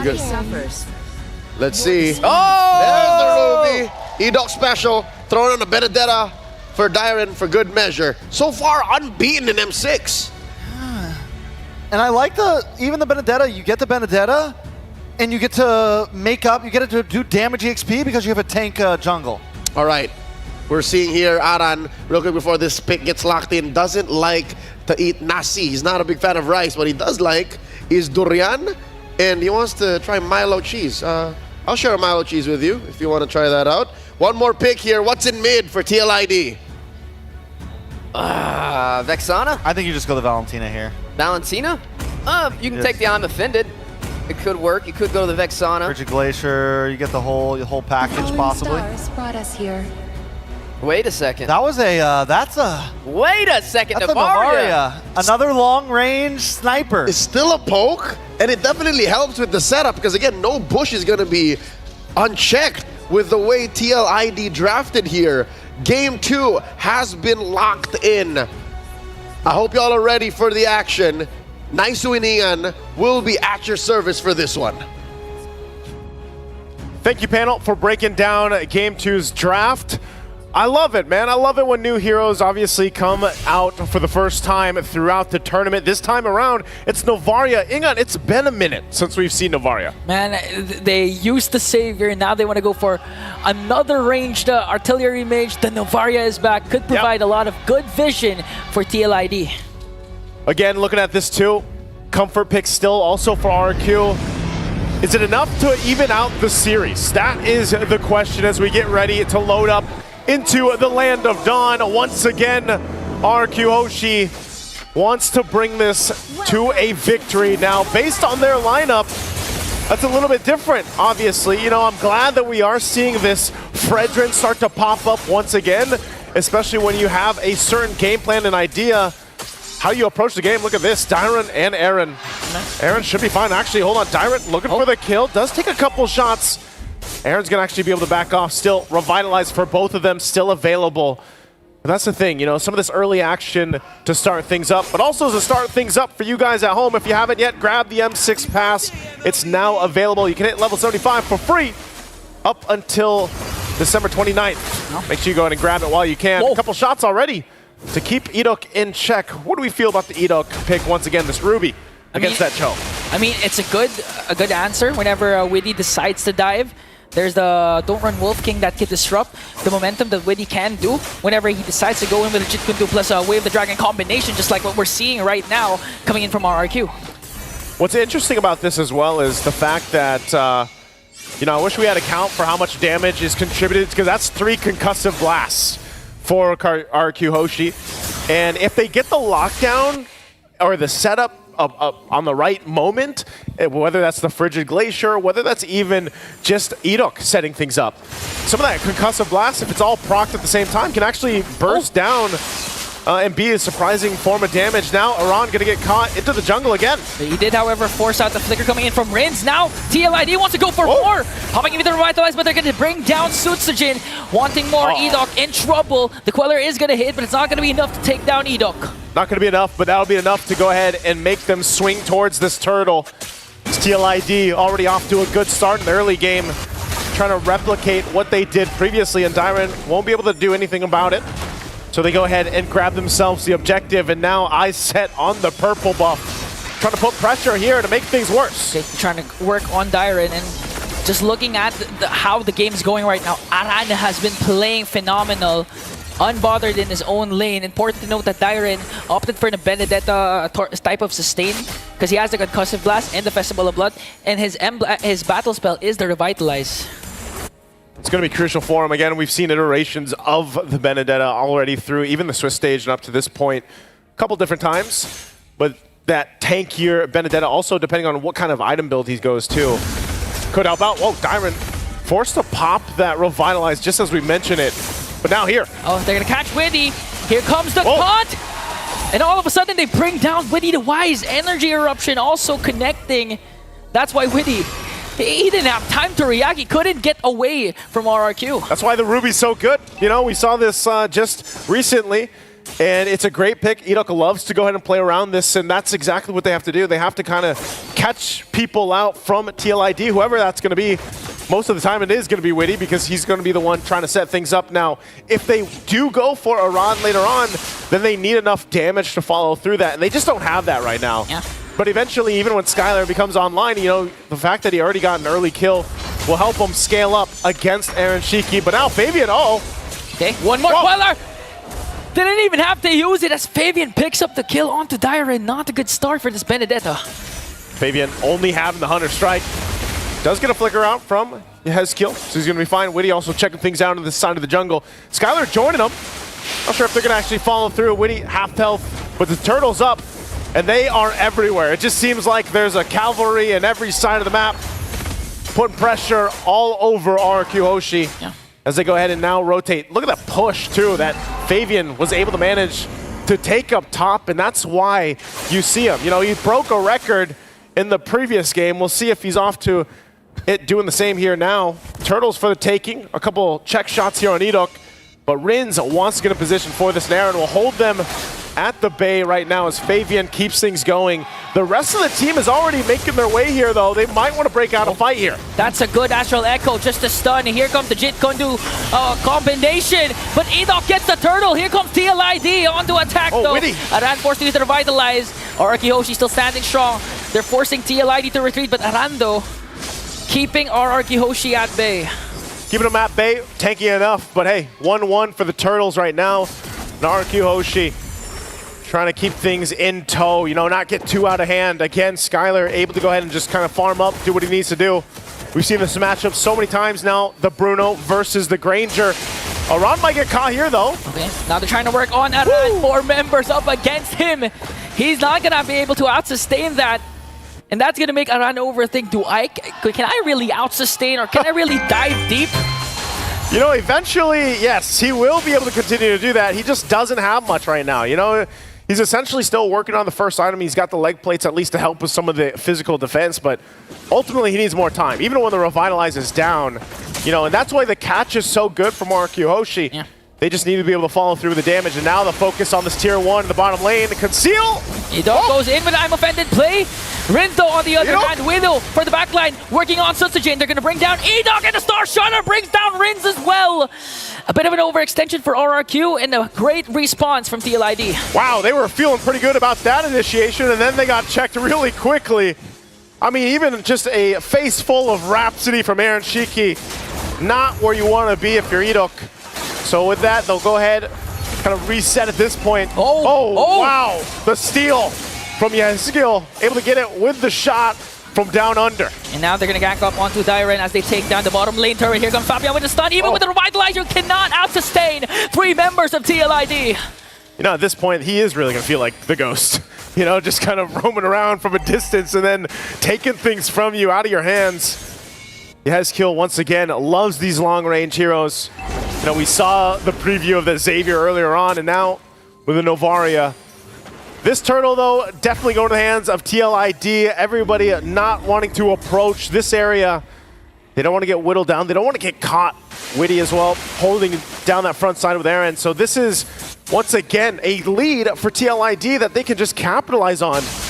Just like in the previous game, RRQ Hoshi trying to scrap up what they can, and every time their flickers are down, they could get caught out. You know, they could easily get taken down by a setup from TLID. And just like that, Araj is going to hide in the bush, use the passive, heal up, and then continue his dominance, his over-aggression, providing a lot of vision for TLID. They do, however, have a 3.8k gold lead. Now they go on a conceal. They might go for Dyren down bottom.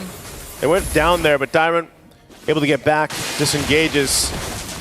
Skylar is going to be the saving grace right now, at least in terms of this Bruno, already sitting at 2-0. Working on his next item. He's got the Haas Claws and Berserker's Fury already locked in, so working on his next Malefic Gun. Once he gets that, once that's locked in, he will be able to actually go ahead and fight with space and some of that extra range to keep TLID in check. But right now, they just need so much time, because look at the pressure Fabian's doing alone by himself. They might try to go for Fabian. They're trying to go for Fabian, though. But again, it's not going to continue. Edok commits already the I'm offended play onto Aran, but Aran remains unbothered. As TLID, just look at the macro. Just look at how they're controlling the map. They have tanky frontliners in Widdy and Aran. So right now, RRQ Hoshi's having a hard time trying to respond to the aggression of TLID, as Aaron Shiki will get the turret up top. Turret falls, and TLID looking for more. A couple shots always from a distance. And Yehezkill, all he has is a glowing wand. He's got the Enchanted Talisman at this point. So he's going to continue to build up. And Fabian, you know, you can already see the previews of the damage. That's why Leo was talking about the damage profile. You know, that was what's important, especially for TLID. It's hard to play against that when you have this kind of range. You know, how do you approach these fights when you have to get in range to set things up if you're RQ Hoshi? You know, you're not going to be starting anything from this. Dyron. Okay, Power of Wilderness will connect. And now they're trying to gank up onto Dyron. Fabian, though, still has the Queller. He's not going to commit it. Dyron escapes with Electo Final Blow. Again with Star Shatter connecting onto Skylar, the proper target, and TLID. Oh, winning with the kick! Catching Enoch right away as they try to work on the Lord. And all of a sudden, TLID, they're stepping on the gas. Aran has to revitalize, though. When he again with a conceal, he has the Jit Kundu. Will he committed, though? TLID. Wow, they're going to get actually forced off. So with that, it is going to reset, so doesn't matter. They go in for it. Flicker in, Frederick Glacier, but Aran is going to get caught here. Taunt, Energy Eruption, and Dyron finally has a kill. That's going to be a 1-for-1 trade, and Araki Hoshi kiting away the Lord. Aran's out of this, and now still fighting for this Lord. Getting in position. Dyron does have that Revitalize available if he decides to kind of go in, tank things up. Witty, though, once again, has the Way of the Dragon available. That's Sonata. Uh-oh. And they blocked it. They blocked that Sonata coming in from Hiroshiki. And Sutsujin just soaking up the damage. He's going to fall down. Enoch as well. But a kill spree coming in from Skylar. Now they're trying to work on Dyron. A 2-for-1 trade. Witty for the price of Enoch and Sutsujin. I think they're still going to try to delay this out. Shiki, though, and Skylar in the mid lane. That's another Rhapsody. One more Star Shatter. Is it going to connect? Boom! And it missed. Woo! That was close. But ultimately, what a fight for the Lord. Came down to it, and TLID will get that, and Aaron, running for his life, won't escape from Rids. Woo. Imagine if that Star Shutter connects. The TLID is going to make quick work of the outer turrets. They did secure the Lord, but still Skylar remains deathless, 3-0-1. And when we approach the 15-minute, 16-minute mark, when it's really activated, and when Araki Hoshi starts to work around, starts to play around the fact that they have the Bruno, this is going to be crucial for TLID to end this early. You can see it right there. You know, Skylar is up there on the damage meters. Like I said, he'd already had the Malefic Gun eventually for that fight. Aaron Shiki now picking up the Sky Piercer. So now this is where Aaron Shiki looks to go ahead and pop off, get the... Continue to play TLID, works on the mid lane turret, so that's still a trade Araki Hoshi was waiting for, a shutdown onto Fabian. That's a good shutdown. Again, going to the hands of Skylar too, just dealing with the Lord. They dealt with the push. Get a little bit of extra thousands gold there. Witty goes in with a kick. Off-angle kick, and now the counter punish from Araki Hoshi. Forcing out the flicker from Witty. Aran, though, Power Wilderness might be able to take down Edok on Skylar quite low. And now they're on the sandwich play as they try to work on Sutsujin as well. I am offended play. Aran might be safe, but they take down Skylar. Now Witty with a conceal. Aran will be traded for Skylar. Oh, man. Skylar almost got away. Then they concealed.